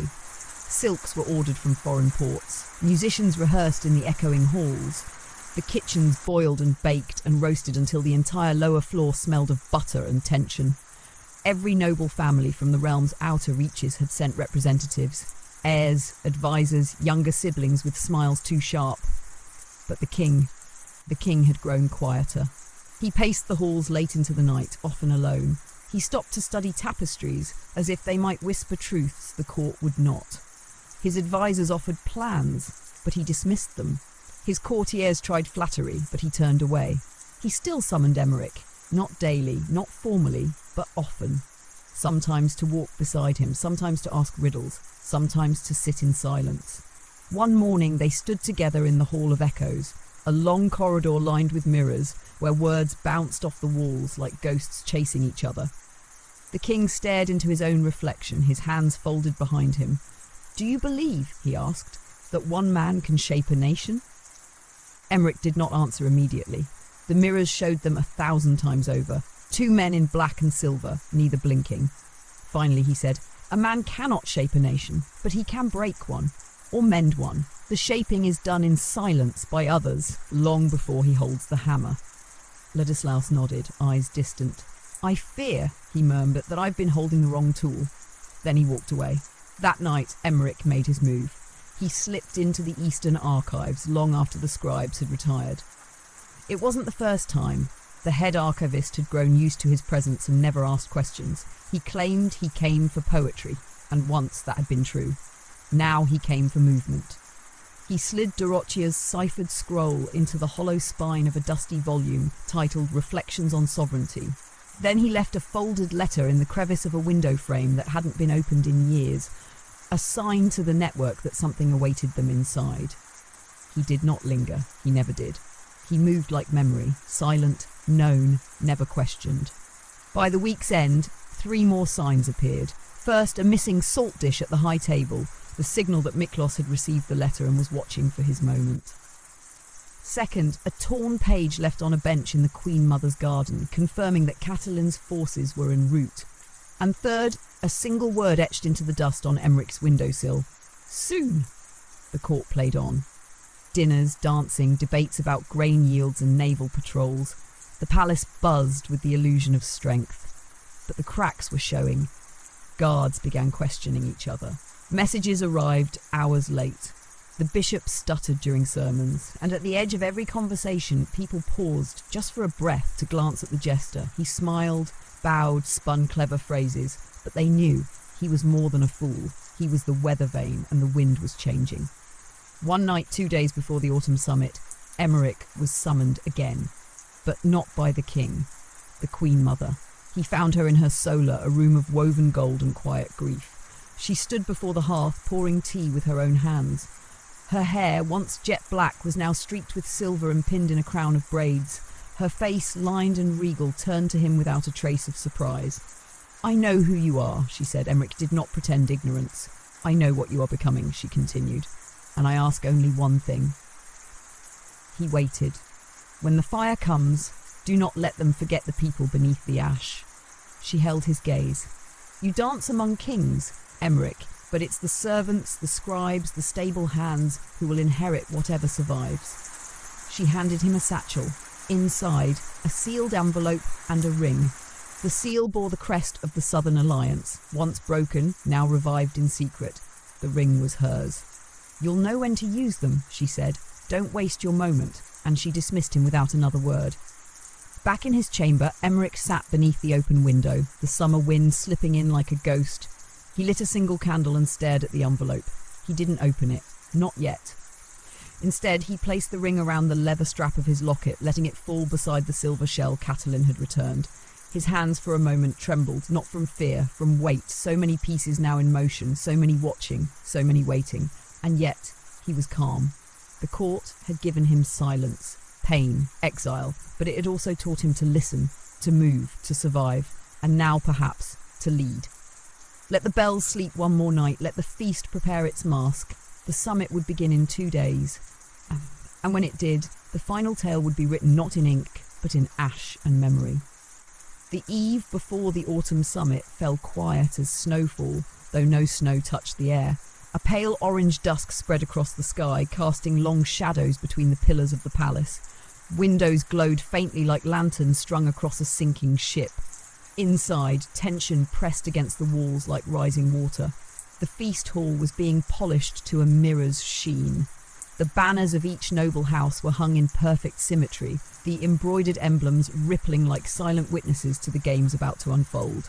The guards, more of them than ever, drilled without orders. The stewards whispered more than they spoke, and Emmerich walked as though in a dream, his footsteps the only sound that didn't echo. The summit, once a gathering of pride and display, now hung like a judgment. It was not just ceremony, it was the breath before a storm, and everyone knew. That night, Emmerich dressed differently. No costume, no velvet. He wore a simple tunic of deep grey, stitched without ornament. His hands were bare, no bells, no ringlets, only the locket rested beneath the collar, cool against his skin. The Queen Mother's ring now looped beside it, hidden but heavy. He stood before the tall mirror in his chamber. Not admiring, not rehearsing, just watching. Not his reflection, but something deeper, a memory, perhaps. A boy once painted in chalk and soot, a voice that echoed through laughter, a silence that learned how to speak. And now, this. He turned away, and the mirror reflected only a man no longer afraid of himself. He met Dorothea in the herb garden at the second bell after sunset. No words were exchanged, just a scroll passed from her hand to his, a map, movements, allies within the city. "The Queen Mother gave her blessing," she said softly, brushing a leaf from her cloak. "She knows what's coming?" Dorothea nodded. "She has for years." A pause. "And Catalin? She'll be there. You'll know where, when it's time." Emmerich breathed deeply, taking in the scent of rosemary dust and destiny. "Then we're ready," he said. "No," Dorothea replied gently. We're waiting, but waiting is a kind of readiness too." She left him there in the garden, between moonlight and shadow, and Emmerich understood. Sometimes the silence before a scream is the loudest sound of all. The next morning, the summit began. The great hall opened its gates to nobles, envoys, foreign dignitaries, and silent watchers cloaked in the colours of peace. Laughter, music, and rehearsed greetings filled the air like incense, cloying and hard to breathe. Wine was poured into crystal, bread was broken, toasts were raised, but behind every smile was a blade waiting to be drawn. Emmerich entered just after the third toast, unannounced, heads turned. not because he was late, but because he wore no colour. A whisper passed down the table, barely audible. The king, seated atop the dais beneath a tapestry of Saint Istvan, raised one brow. "You are underdressed, Emmerich." "I'm only a guest today, Majesty," Emmerich said softly, "no costume required." The room chuckled, but the king did not. Emmerich took his seat, not at the high table, but among the stewards at the edge of the room. A message. He no longer needed to stand beside the throne to be heard. As the feast went on, the Queen Mother stood and raised her goblet. She made no grand speech, no declaration, just 4 words, "To memory and mercy." And she drank. That was the signal. Emmerich stood, not abruptly, not dramatically, just steadily, like something unfolding at last. He stepped forward into the centre of the hall and held up one hand. And to the surprise of the court, silence followed. He cleared his throat, and then he began to speak. Not a jest, not a riddle, not a story, but a recounting. In the winter of the 13th year of this reign, a woman was hanged for a crime she did not commit. Her son was made a ghost. In the 5th year of exile, he learned that silence is a language crueler than pain. In the 9th year, he returned. He smiled, he danced, he obeyed, and he listened. His voice was quiet, but every ear bent to hear it. He listened as men plotted, as grain was stolen from the mouths of the poor, as daughters were sold for treaties, as brothers were turned into spies, as a crown weighed heavier with every truth it refused to carry. Now the room was still, not even breath. Emmerich's eyes moved from face to face, some pale, some ashamed, others defiant. And then he turned to the king. "This court," he said, "has long mistaken silence for loyalty, but silence is only ever the echo of fear." He reached into his tunic, pulled forth the Queen Mother's ring, held it high, and dropped it onto the floor. It rang louder than any bell. Then he stepped back and said only one more thing: "It ends now." Guards stepped forward, hands on hilts, but they didn't move, because in the shadows of the hall, others moved first. Servants, messengers, one of the king's own scribes, each taking a step, each revealing hidden bands of grey beneath their sleeves. A network born not of power, but of pain. And for a moment, just a moment, the king saw it. The stage crumbling, the audience rising, the jester no longer dancing, but writing the final line. Then came the horns, outside the gates, low, slow, certain, and Catalin's banner, the falcon, rose over the outer wall. Emmerich did not turn to watch. He stood still, like a man who has carried his silence to the edge of the world, and finally, without trembling, let it fall. The palace doors did not close, not yet, for there was more to come. But in that moment, a story that had been buried beneath bells and paint and forgotten names took its first breath of freedom. Let the nobles shift. Let the king swallow his fear like wine gone sour. The fool had spoken, and the court could never unhear it.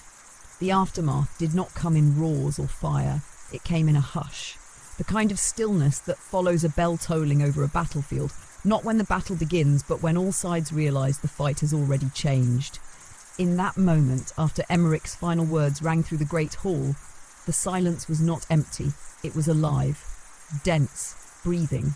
The ring still lay where he had dropped it, a small circle of metal glowing in the torchlight. No one dared touch it. And then, almost imperceptibly, the court began to move. Not in panic, in realignment. Some nobles turned their eyes downward, suddenly fascinated by their goblets. Others glanced at the king, gauging whether to rise or sit, to speak or stay silent. The older lords, those who remembered the last uprising in their father's time, paled visibly. But it was Ladislas who moved first. Slowly, deliberately, he stood. Not with fury, not even with surprise. Just stillness. The kind of stillness that a man wears when he understands finally that the world has stepped beyond his grasp. He stepped down from the dais, his robe whispering against the polished floor. The crown on his brow shimmered faintly, but it looked heavier than ever before. He stopped a pace from Emmerich. The distance between them was not great, but the gulf between their pasts, and now their futures, stretched wider than any room could hold. "Is this what you meant to do?" The king asked. His voice was quiet, not cold, not pleading, just tired. Emmerich met his gaze. "No, your majesty. This is what you made me do." A pause. "And I'm not the only one." All around the chamber, heads turned. Cloaks were drawn aside, sleeves rolled up. The quiet rebels, the grey-threaded watchers, the invisible ones, servants, scribes, pages, stewards, all revealed their mark. The falcon, embroidered or pinned in thread, the symbol of the network, of Catelyn. They had not stormed the palace, they had grown inside it, like roots through stone. The nobles recoiled. Whispers began to rise. Panic trembled in the breath between words. And then a single horn blew from outside the gate, then another, then a third. The outer city was waking, not in flames, not in chaos, but in certainty. The people had begun to move. And though no swords were drawn in the great hall yet, the weight of unspoken change settled over every shoulder. The Queen Mother stood. Her face was calm, as if she'd been waiting for this very moment her entire life. "Your Majesty," she said to Ladislaus, voice clear, "I suggest you sit." He did not speak, but he did. Slowly, with a quiet dignity that bordered on defiance, the king returned to his throne. The crown remained on his head. But now it was clear to everyone watching, it no longer held power. It was just metal and tradition and weight. Hours passed. The summit was not dismissed, but neither did it continue. The nobles dispersed slowly, cautiously. Some fled to their chambers, others met in hushed groups behind tapestries and stone colonnades. The guards, seeing the tide, chose stillness over loyalty. Emmerich walked the palace like a ghost returned to life. Every step he took was deliberate. Every corner turned was a page turning in a book whose ending had never been promised. He found Catelyn near the Queen's old rose garden, her cloak still damp from the road, her expression unreadable. They did not embrace. They stood in silence for a long moment. Then she said, "You didn't flinch," and he replied, "I've been flinching for 20 years. I'm done." She gave a faint smile, not joy, something heavier. Then she handed him a folded parchment, the last of the documents from Rosalia's movement. Names, signatures, locations. "There's more to clean," she said. "Even after this." "I know, but they'll follow you now." "But not just the nobles, the others, the ones who don't wear colour, the ones who listen when no one else does." He looked at the garden. The roses were blooming, strangely late for the season, or perhaps right on time. "I never wanted to be followed," he said. She nodded. "Neither did truth. But here it is." By dusk, the court sat again, not to feast, to reckon. The king, still seated, allowed Emmerich to speak before the assembly, not as a jester, not even as a man of title, as a witness.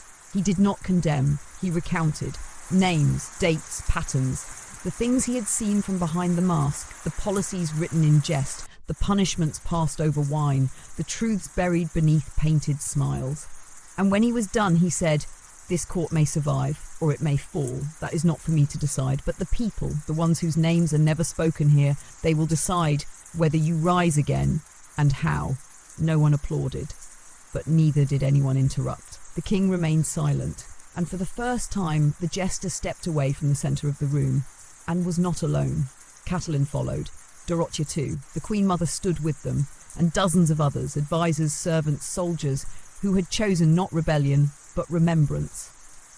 That night, no bells rang, no orders were shouted, but something had changed, irrevocably. The court still stood, but it would never be the same because the fool had spoken. And this time, the world had listened. Let the stars rise, let roses bloom, let silence fall, not as suppression, but as peace. The tale is not yet done, but the turning point has come. And from here, everything moves forward. The following morning was unlike any other the palace had ever known. No trumpets heralded the dawn. No servants rushed down the halls with linens and brass trays. The clamour of spoons against goblets, of horses clattering across stone, of orders barked in the courtyard, all were absent. The stillness that had begun in the throne room had spilled outward like ink in water, touching every corner of the court. And yet it was not the stillness of fear. It was a stillness waiting for clarity. The court had awoken, not with chaos, but with breath held, as though the entire palace were listening now, not just watching, listening to the new rhythm of things, listening for the words that would come next. And in that silence, Emmerich walked the corridors like a man reborn. He had not slept, not out of unrest, but because sleep felt irrelevant now. Time had shifted. The rules of power had bent in the dark, and now the dawn poured in through the high stained glass windows, illuminating what remained. He passed no guards, at least not those in royal livery. Instead, the corridors were held by the grey-cloaked, quiet ones, scribes with firm jaws, kitchen boys whose eyes now met those of nobles without flinching, old maids who carried sealed messages in their aprons, and others, faces once invisible in the fabric of palace life, now revealed for what they were. The new order did not arrive on horseback. It had always been there, building quietly, like frost beneath a roof, and now the roof had cracked. The king remained in his chambers. That was the only news that passed through official lips that morning. "He will not receive counsel," said the steward, pale with uncertainty. "He has not requested food," said the chambermaid, glancing once over her shoulder. "He is not ill, but he is no longer giving orders," said the physician.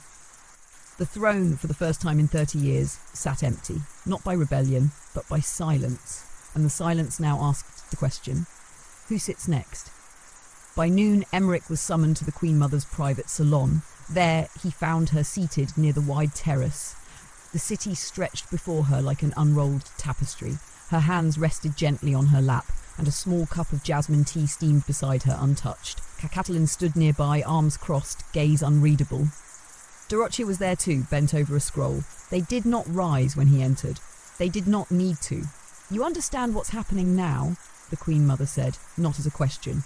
"I do," Emmerich replied. "Then you understand what must come next." He nodded slowly. A pause. Catalin stepped forward. "You know the city better than anyone. Not the halls, not the courts. The people. You've spoken their language. You've sat at their tables. You've watched them starve while others toasted to taxes. They'll listen to you now." Dorothea added, "They need a voice, not another throne." He looked at them, each in turn. "I am no leader," he said. "No," the Queen Mother replied softly. "You are something rarer."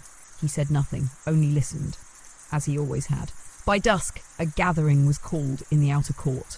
No royal decree, no feast, no banners, just a single table beneath the fading gold of the sun, where a handful of figures sat, noble and servant alike, and the people slowly, hesitantly began to gather. At first, they stood at the edges. Then they moved closer. No one announced Emmerich's arrival. He simply stepped forward and placed both hands on the wooden table, as if it anchored him. He looked out at them, not at the power they represented, but the truth they carried, and he spoke. "I was once told that truth was a shadow, that it follows behind, never ahead, that it only becomes visible when the light is harsh enough. But I don't believe that anymore. I believe truth is here, in this breath, in this silence, in these hands that have built cities and starved in them, in these hearts that have survived kings, wars and winter.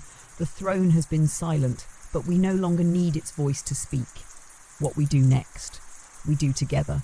He did not shout, he did not declare himself, but the people listened, and when he stepped back, no one moved for a long while. Then someone, a stable master, raised a hand and said, "What do we call this then?" Emmerich smiled and answered, "We don't name it yet, not until we know it deserves a name." The stable master nodded, and the crowd slowly began to sit, to speak, to share. It was not a council, not yet. It was something humbler, something older, a circle, where no voice outweighed another, where no law had yet hardened into stone, where ideas were still warm from the breath that birthed them. Back in his chamber that night, Emmerich opened the drawer where his motley had once been folded. It was gone now, burned long ago, but he still remembered how it felt, how it had once been a mask, then a prison, then a skin, and now, finally, a memory. He placed the locket and the ring on the table, beside them a fresh quill, a clean page, and on it he wrote only 5 words. "We begin where silence ends." The court had not fallen, it had molted, its old skin left behind.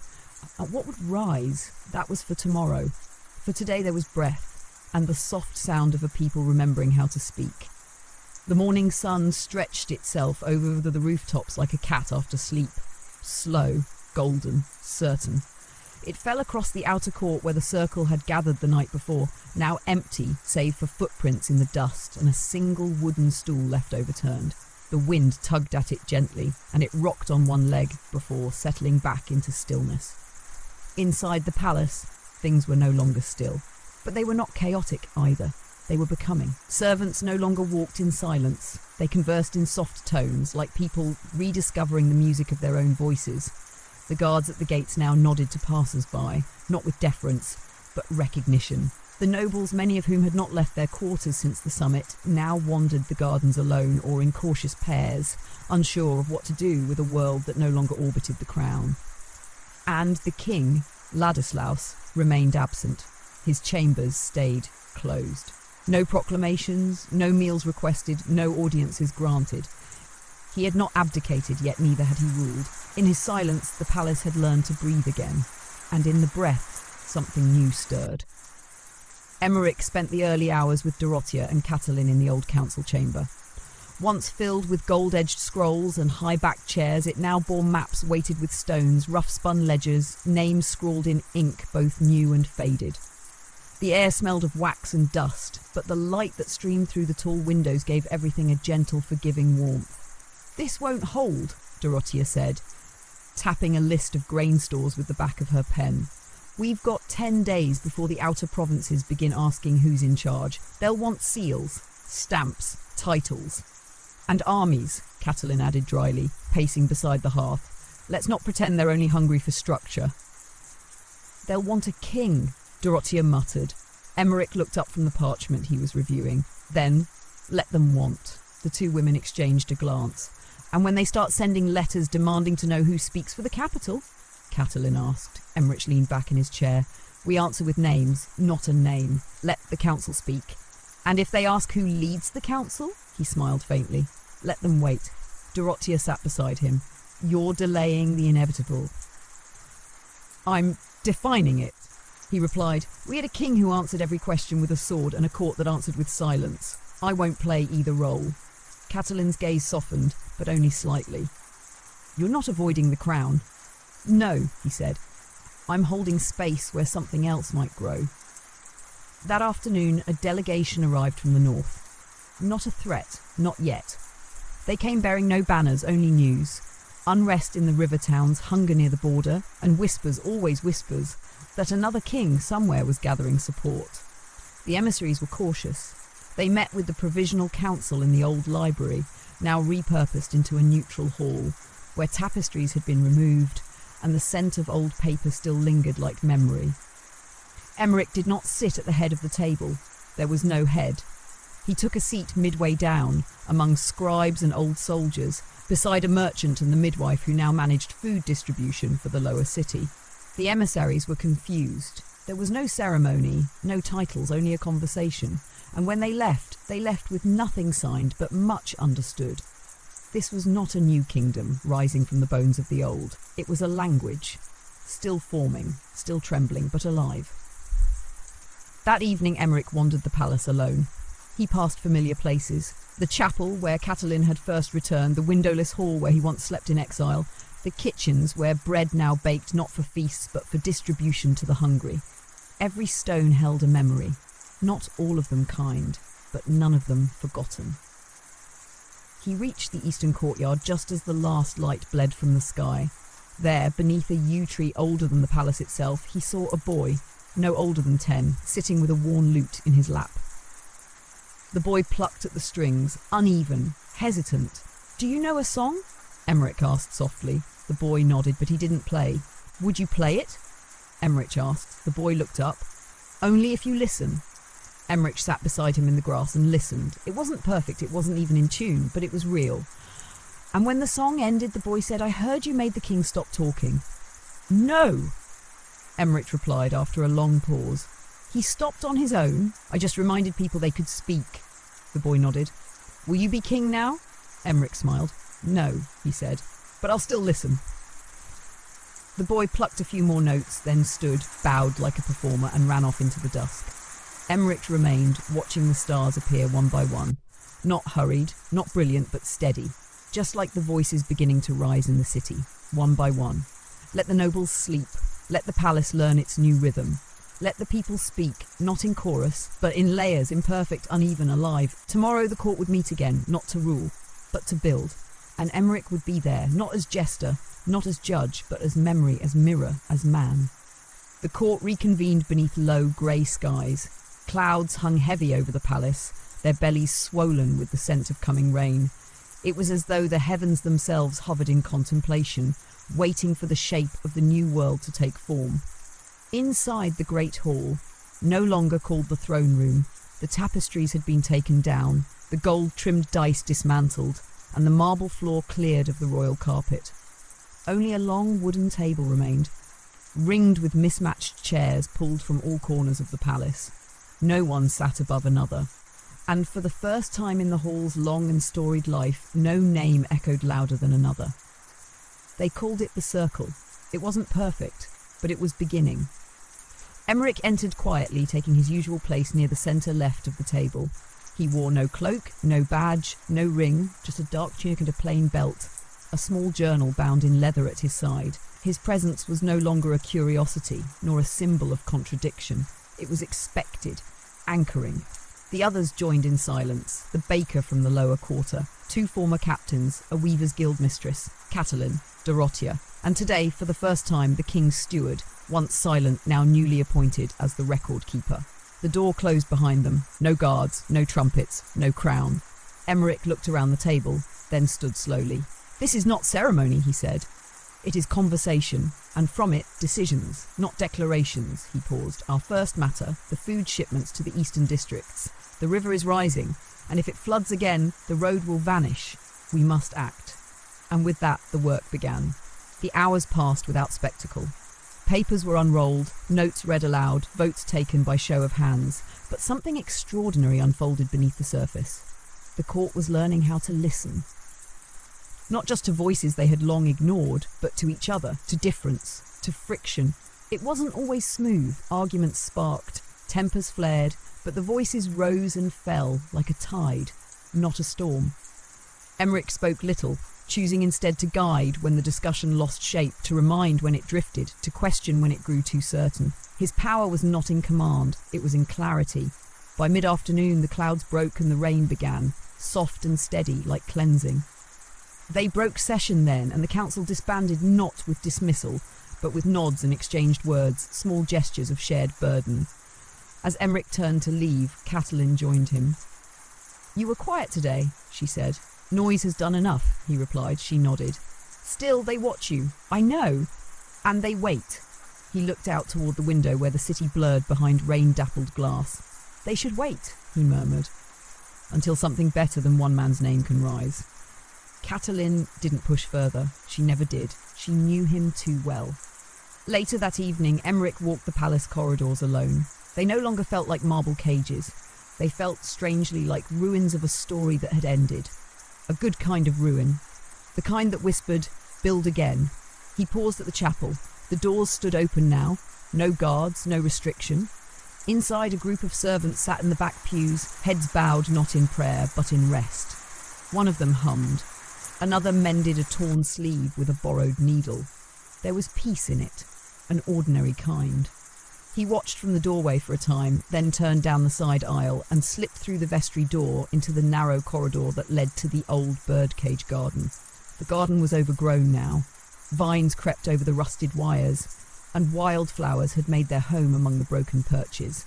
The nightingales were long gone, but in their place a single dove sat quietly beneath a crooked arch, feathers fluffed against the chill. Emmerich knelt before it. "I used to think cages were made of metal," he whispered. The dove blinked slowly. "But they're made of silence, of being seen but never heard." He stood, and now the silence is breaking. The dove cooed. He turned and left it there, letting it remain, not as prisoner, but as sentinel. A quiet witness to the garden's return. That night, as the rain continued, Emmerich returned to his chamber and lit a single candle. He opened his journal and began to write. Not decrees, not reports. Memories. I remember the weight of bells. I remember the feel of cold stone through thin shoes. I remember laughter that hurt and silence that bruised more than fists. But I also remember the voice of a woman in grey, handing me a truth I had forgotten. That I was never just a shadow for their light. That I was a voice waiting to be heard. And now, he paused, then finished the line. "I am no longer waiting." He closed the journal, let the ink dry in the dark. Outside, the rain eased, and far in the city a chorus rose. Soft, spontaneous, clumsy. Voices, singing. No stage, no conductor, just a city remembering its voice. And Emmerich, once jester, now listener, now guide, sat in the flicker of candlelight, hands open, heart steady. Tomorrow would ask new questions, but tonight, at last there was an answer. and it sounded like song. The rain passed in the night, leaving behind a world rinsed clean. Cobblestones gleamed like polished bone beneath the first rays of sunlight, and the air smelled of wet earth and something subtler, possibility. From the highest tower of the palace, the rooftops of the city stretched out like a field of rusted gold. Chimneys puffed thin trails of morning smoke. Laundry fluttered between windows. Church bells chimed, not for sermon or summons, but simply to greet the day. And for the first time in many years, no one in the capital feared what the bells might mean. The people had begun to reclaim the rhythm of their lives, and the palace, for all its history, was learning to keep pace. Emmerich awoke with the soft ache of sleep that had gone too deep. His candle had burned to its base. The journal lay open on the desk, his final words from the night before etched like breath held in ink. He stretched slowly, letting his limbs remember the weightlessness of mornings without urgency. Then he rose and poured water from the clay pitcher, washing his face in silence. Outside his chamber, the corridor hummed with quiet activity. Pages carried scrolls and baskets. A young girl with ink-stained sleeves darted past, grinning over her shoulder. 2 guards, dressed in simple grey tunics, leaned against the archway, speaking of nothing urgent at all. It was not the bustle of a kingdom. It was the motion of a household rediscovering its purpose. In the great courtyard, a crowd had gathered, not by summons, not by fear, but by word of mouth. A simple rumour passed from baker to blacksmith, from child to cart driver. The Jester is going to speak. They still called him that, many of them, not out of mockery but out of affection, because he was the one who had once spoken their truths when no one else would. The one who had stood in coloured rags and told the court what it dared not say aloud. And now that he wore no costume, no bells, they still saw him for what he had always been. A reflection, a question, a voice. He stood atop the low stone steps that led to the garden terrace, surrounded not by soldiers, but by the murmuring quiet of anticipation. The Queen Mother watched from a shaded seat. Dorotheus stood beside the stable master. Catelyn stood back near the edge of the crowd, arms crossed, face still as water. Emmerich raised a hand, not to hush them, but simply to begin. "You've heard many voices in this place," he said, soft but clear. "Some gave orders, others offered excuses, some promised glory while carving out silence, and I gave you riddles." A ripple of laughter, gentle and brief. "But no more riddles, not today." He stepped down from the step and walked among them, speaking as he moved. This city was once ruled from above, from towers and velvet and polished stone, but its heart has always been here, in the streets, in the hands that plant and carry and sweep and sing. He stopped beside a boy with a crooked smile and dusty knees. "We are not building a new kingdom," he gestured to the crowd. "We are learning a new conversation. And that means listening, that means patience, that means disagreement, it means mistakes." His eyes swept across them. "But it also means that no voice is smaller than another." He turned, now facing the palace. "I do not stand above you. I do not sit on a throne. I stand with you because that is where I belong.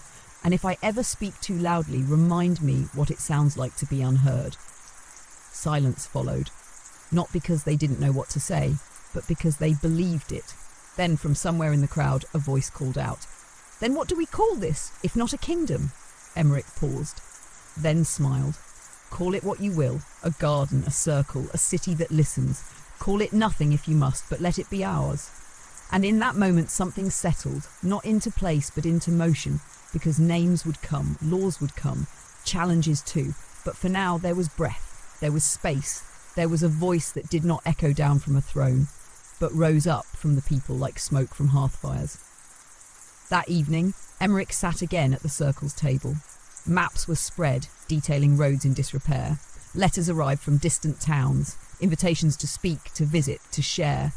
The merchant's son offered a plan for shared grain stores. The laundress spoke of building a new school. Catelyn read reports from the border and suggested a new path to peace, one written not in blood, but in trade. Each voice was different, some slow, some unsure, but all were heard, and Emmerich, hands folded, simply listened. When the moon rose and the meeting ended, he lingered, alone, until a soft voice broke the quiet. "You never asked for any of this," Catelyn said, leaning against the stone arch beside him. "No," he said, "but I lived it. She nodded. And now you live for them. He looked up at the night sky. No, he whispered. Now I live with them. And in the stillness that followed, the stars watched over a city that, for the first time in memory, had no king, only voices. And the quiet, steady heart of a jester who had finally learned to speak without bells. A week passed, and the city moved like a river, learning its new path. The palace no longer dictated the rhythm of the streets. Instead, the streets sent their rhythm inward. Market squares became places of debate as much as trade. Music was played not for nobles, but for neighbours. Bread was broken on doorsteps between people who had once passed one another like ghosts. Everywhere, small things changed.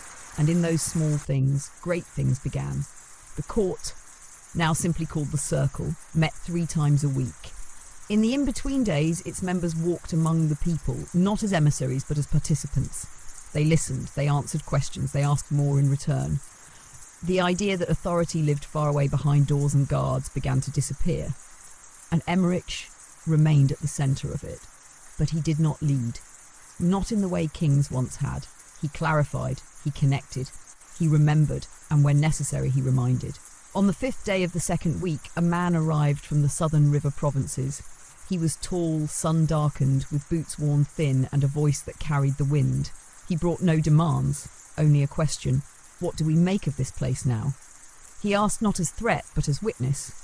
The Circle met with him in the garden courtyard beneath the old rose arches, now blooming wild and untamed. The merchant's daughter brewed tea. A former knight passed out slices of honeyed bread. The southern man watched it all with a look that held more memory than judgment. Emmerich answered him, not with plans, but with honesty. We make of it what we can. We make mistakes. We make space. We make a world where truth does not answer to a crown, but to those who have lived beneath it for too long. The man nodded, and when he left, he took with him no edicts.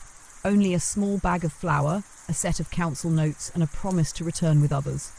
Not soldiers, but listeners. It was not easy. There were still shortages, still jealousies between districts, still whispers of those who mourned the old order, not for its justice, but for its comfort. And once, late at night, a stone was thrown through the window of the hall where the Circle met. No message, just the crash and the cold air that followed. But Emmerich stood the next day before the broken window and said, simply, "We do not punish shadows. We light more lamps," and no one threw another. One morning, just before the harvest season turned the fields to gold, Emmerich received a letter. The seal was wax, pressed not with a sigil, but with the simple impression of a thumb. Inside, no signature. Just words.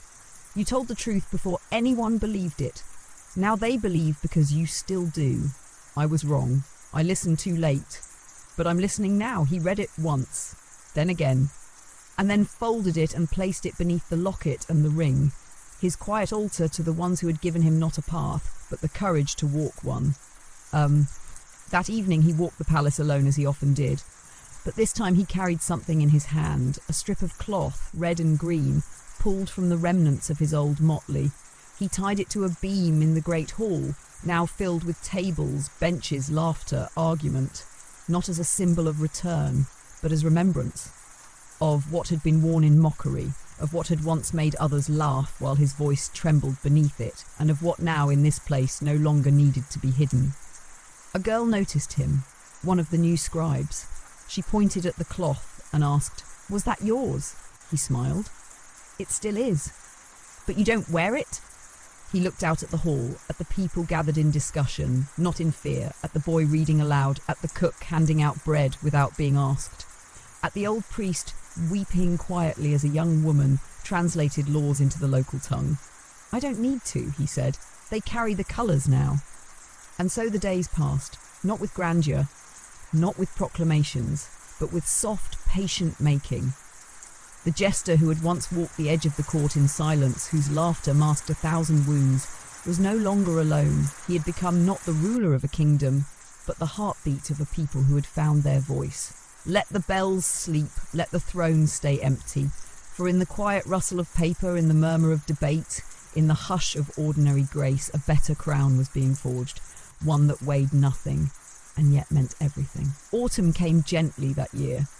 The leaves turned not with violence, but with grace. as if the trees had decided together to let go with dignity. Reds and golds fell into the streets and were swept aside not by servants but by children and merchants and poets alike. Fires burned low in hearths, not for show but for warmth. And the palace, once a place of command, became a place of gathering. By now the circle had grown. What began as a handful of voices had become dozens, then hundreds. Delegates from far provinces arrived weekly. Carpenters, healers, fisherfolk, scribes. All came not to swear loyalty but to share burdens. There were no decrees but there were agreements. There were no oaths but there were shared meals. Justice came not from a sword but from stories, from listening, from the careful weaving of many truths into a shared understanding. And at the centre of it all, Emmerich remained, not as a leader, not even as a guide, as a presence, as reminder, as thread. One crisp morning, he sat beneath the old rowan tree at the edge of the palace courtyard. It was the same tree they had once tried to hang his mother from, long ago, in another life, in another version of this world. It still bore the scars. The rope had long since rotted, but the limb was notched where it had pulled taut. Beneath it, the grass grew in sparse tufts, and the wind, whenever it passed, seemed to pause there before continuing on. Emmerich knelt at the base and pressed his palm to the bark. "I remember," he said softly. He did not weep, he simply closed his eyes, and let her memory rise like morning mist, not as pain, but as witness. The world she had died in no longer existed. He had made sure of that. Later that day, a council meeting was held in the lower city, not in a hall, but in an open field between the old mill and the repaired aqueduct. Blankets were laid, baskets passed, no script, no titles. A woman from the Eastern Isles spoke of her village's need for seed. A former captain raised concern about winter roads. A boy, no older than 12, stood and spoke about a stray dog he'd seen beaten in the northern quarter and asked why cruelty was still allowed in small places. Emmerich watched, listened. And when the boy finished, Emmerich said, "Because cruelty doesn't die with kings, it lingers in us. It asks for our silence, and it survives on our permission. But if you've seen it and named it, then you've already started to unmake it." The boy sat down. No applause followed, but heads nodded and hearts remembered. That night, Emmerich found himself walking the river path outside the city. The moon traced silver ribbons across the water. The reeds whispered. Somewhere in the distance, a song drifted over the hills. No words, just melody, old and true. He stopped at a bend in the path where an old milestone stood, worn smooth by wind and weather. There, carved shallowly into the stone, was a single phrase. He spoke so others could speak. He didn't know who had carved it. He didn't need to. He knelt, brushed away the fallen leaves, and whispered, "Let them keep speaking, even when I'm gone." And for a moment he imagined the voices rising after him, not in mourning, but in continuation, building, changing, mending. Back at the palace, a letter awaited him. It bore the mark of the Western Forest clans, people long silent, long forgotten, long wary of any banner, any court. He opened it slowly. "We have seen what you are building. It is not perfect, but it listens. And so we will come." No seal, just that, and it was enough.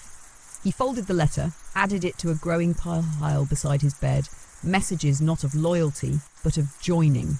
And then he sat down, pulled out his journal and wrote. Power does not come from rule. It comes from presence, from standing where no one stood before, and holding space so others might rise. He paused, then continued. "I was once a fool in painted shoes, dancing for those who never knew my name. Now I walk barefoot among voices, each one louder than I ever dared to be." He set down the pen, closed the book, blew out the candle, and in the darkness he smiled, because silence, once a cage, had become a choice, and tomorrow, like all the days that followed, would begin not with commands, but with questions and answers, together. The kingdom was gone, but something far more lasting had taken root. And Emmerich, the jester, the witness, the whisper, would live to see it bloom. Winter's first breath came before the frost. A subtle shift in the way the wind moved through the corridors, the way breath hung in the air just a little longer. Wood smoke returned to the city like an old memory, rising from chimneys with steady rhythm, and people began to wrap themselves in thicker cloaks, not just against cold, but against the deep quiet that always came with the turning season. But this year, the quiet was not ominous.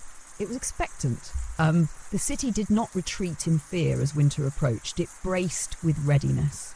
Grain had been stored carefully, roads had been mended earlier than usual, roofs were checked and chimneys cleared by neighbours working together, not under the direction of overseers. There were still cracks in the system. Hunger had not vanished.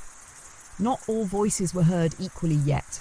Old powers whispered in corners, but the difference now was this: there was a way forward. And people believed it. Emmerich spent the colder mornings in the southern atrium of the palace, a place once reserved for noble widows and ageing tutors.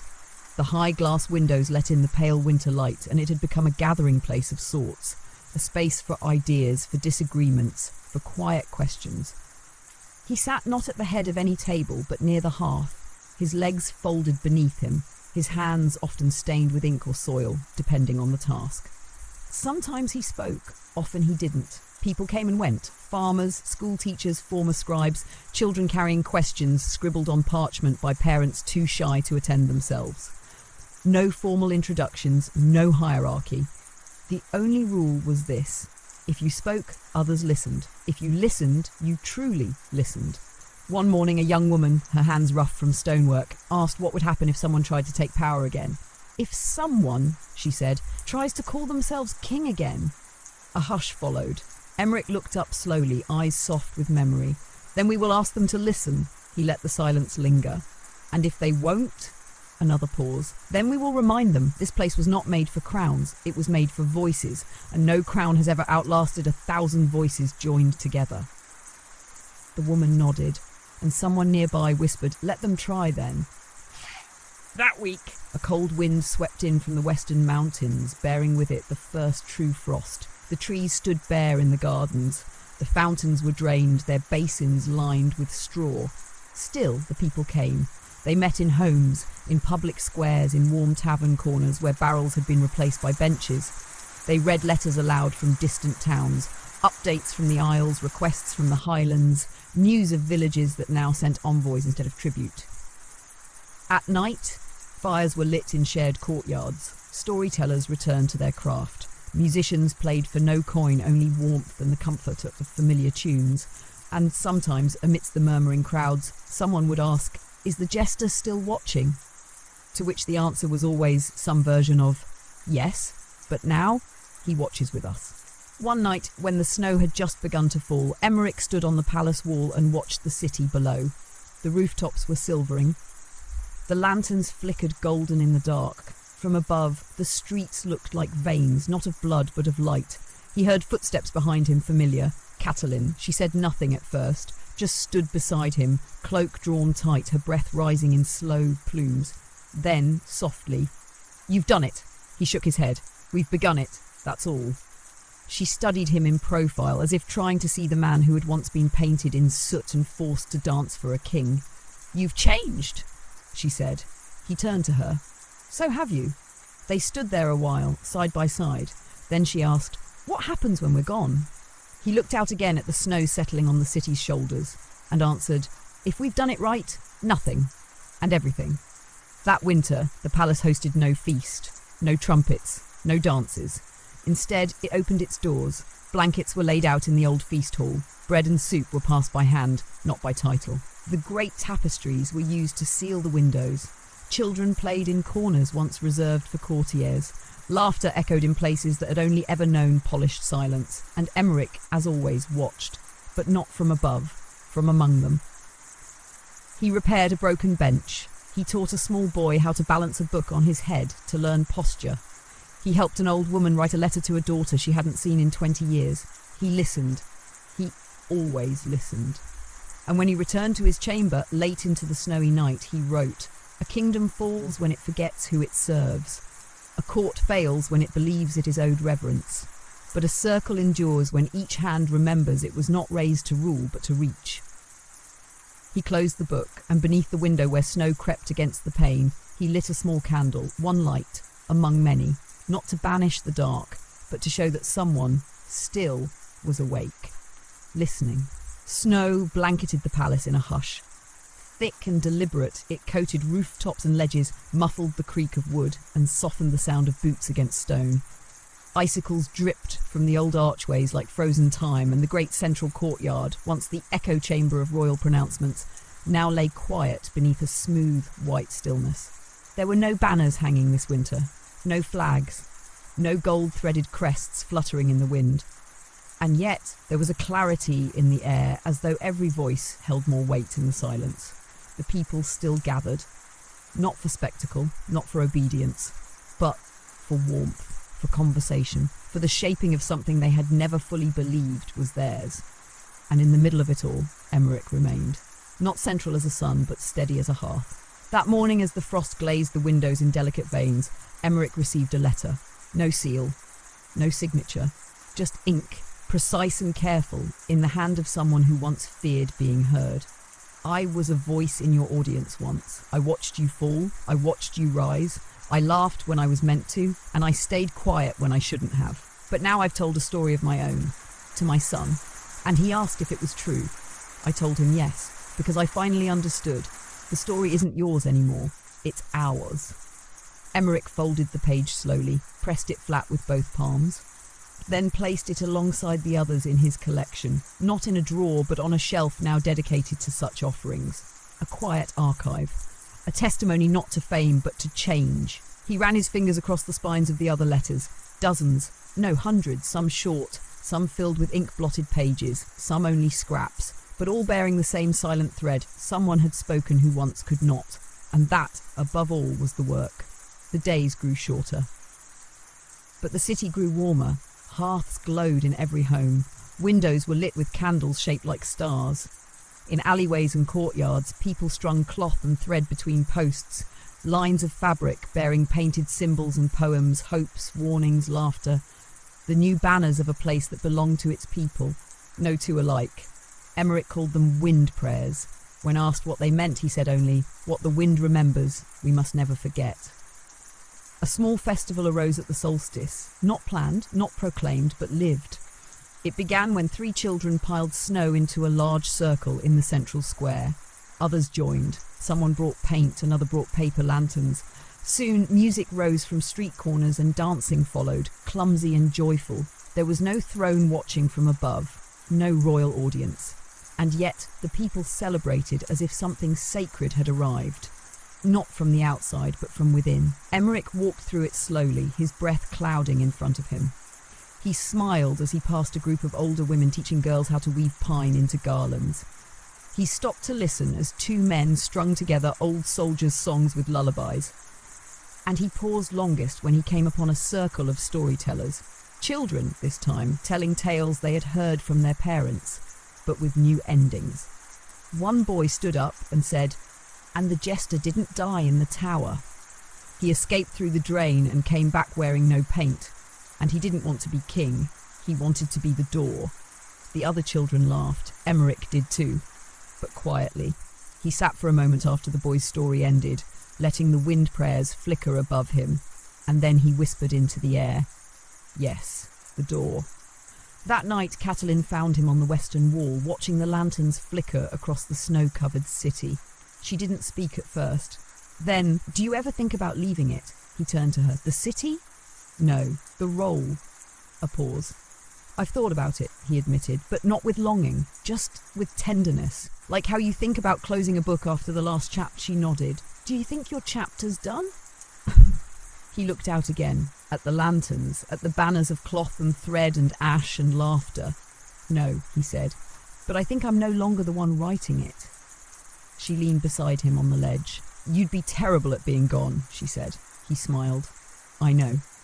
And in the silence that followed, they listened to the sound of a city breathing, not under rule but in rhythm. Later that evening, back in his chamber, Emmerich lit a single candle and wrote again. The fool once danced for kings. Now he watches 1,000 stages rise.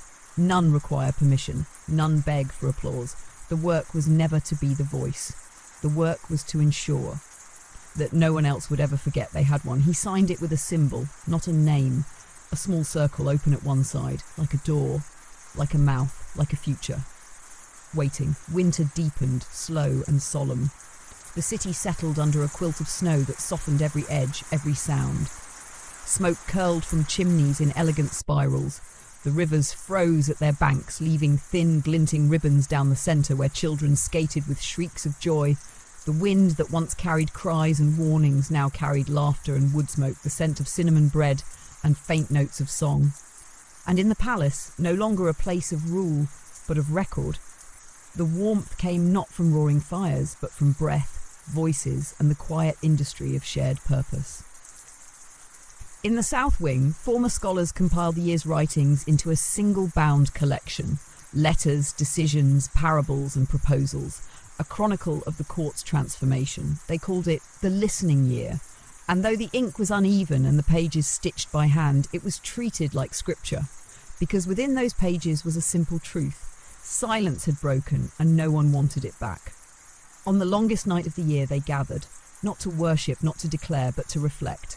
A fire was lit in the central courtyard, not large, not ceremonial, just enough to warm the circle of people who sat close, shoulder to shoulder, bundled in wool and memory. No hierarchy, no stage, no scribe, only presence. Emmerich sat among them, cross-legged, hands folded, eyes closed. He hadn't spoken publicly in over a month, and no one had asked him to. He had passed the last weeks in quiet service, delivering food to the hills outside the city, helping repair frozen pipes in the lower quarter, sharing ink and paper with children beginning their own journals. And now, as the fire crackled before him, he listened. To the old woman who spoke of how she no longer dreamed of kings, only grandchildren. To the young boy who recited a story he'd written about a fox who taught wolves to sing. To the stonecutter who admitted through tears that he had once built dungeons and now hoped to build schools. Each voice fell into the circle like snowflakes, distinct, fleeting, perfect, perfect. And when, near the end, someone asked if the jester would speak, Emmerich opened his eyes slowly and shook his head with a small smile. "No," he said softly, "this night doesn't belong to me." And the circle understood. He returned to his chamber late, alone, beneath a sky so dark it seemed to hold its breath. The candle was already lit when he arrived. Someone had left it burning, a quiet act of care. He sat at his desk, picked up his quill, and wrote for the last time in the same leather-bound journal that had carried him through every shift of this strange, beautiful revolution. There will be no monuments, no statues, no oaths whispered into iron crowns, but there will be voices, telling their truths, sharing their scars, speaking their futures aloud, and that is enough. He closed the book, blew out the candle, and with it the room darkened, not into silence, but into peace. Days passed. Snow melted from the city walls, children ran through puddles, merchants reopened carts, a new school was completed in the West Quarter, the first built with stone once meant for prisons. The circle continued to meet, but with new faces, new voices. Emmerich did not attend every session. He was no longer needed at the centre because the centre had shifted, outward everywhere. He spent his mornings walking the hills above the city, bundled in a grey cloak that bore no crest, carrying only a satchel of dried bread and ink. People greeted him not as figurehead, but as friend, as reminder, as the man who had once worn bells, not for amusement, but for survival, and now for neither, only memory. One morning, he passed a small schoolhouse where children were reciting lessons aloud. One child looked up and gasped, recognising him. She ran to the doorway. "Mr. Emmerich," she cried, "are you still the jester?" He paused, then crouched to meet her eyes. "No," he said gently, "but I'm still listening." And she beamed as though that were more important than crowns or costumes. And perhaps it was. At the edge of spring, a letter arrived. Its paper was soft with age, its seal cracked from many hands. It came from a distant village, one untouched by the circle, yet stirred by its story. Inside, a simple line. "We heard about the man who gave the kingdom back its voice. And beneath it, we're ready to find our own." And so it spread, not like fire, but like song. Soft at first, uncertain, but growing stronger with every breath that dared to join. Emmerich's name faded from the stories in time, but his echo remained. In the space people left for each other to speak, in the questions they asked without fear, in the quiet before every conversation, that sacred silence, now honoured, not imposed. There are no portraits of him that survive, no grave, no legend sealed in marble, only 1,000 stories whispered in 1,000 homes, all beginning with the same question. "Do you remember the jester?" And all ending softly, "Who taught us to listen?" And that, above all else, was the legacy. Not a throne reclaimed, but a people restored, not a man crowned, but a world at last heard.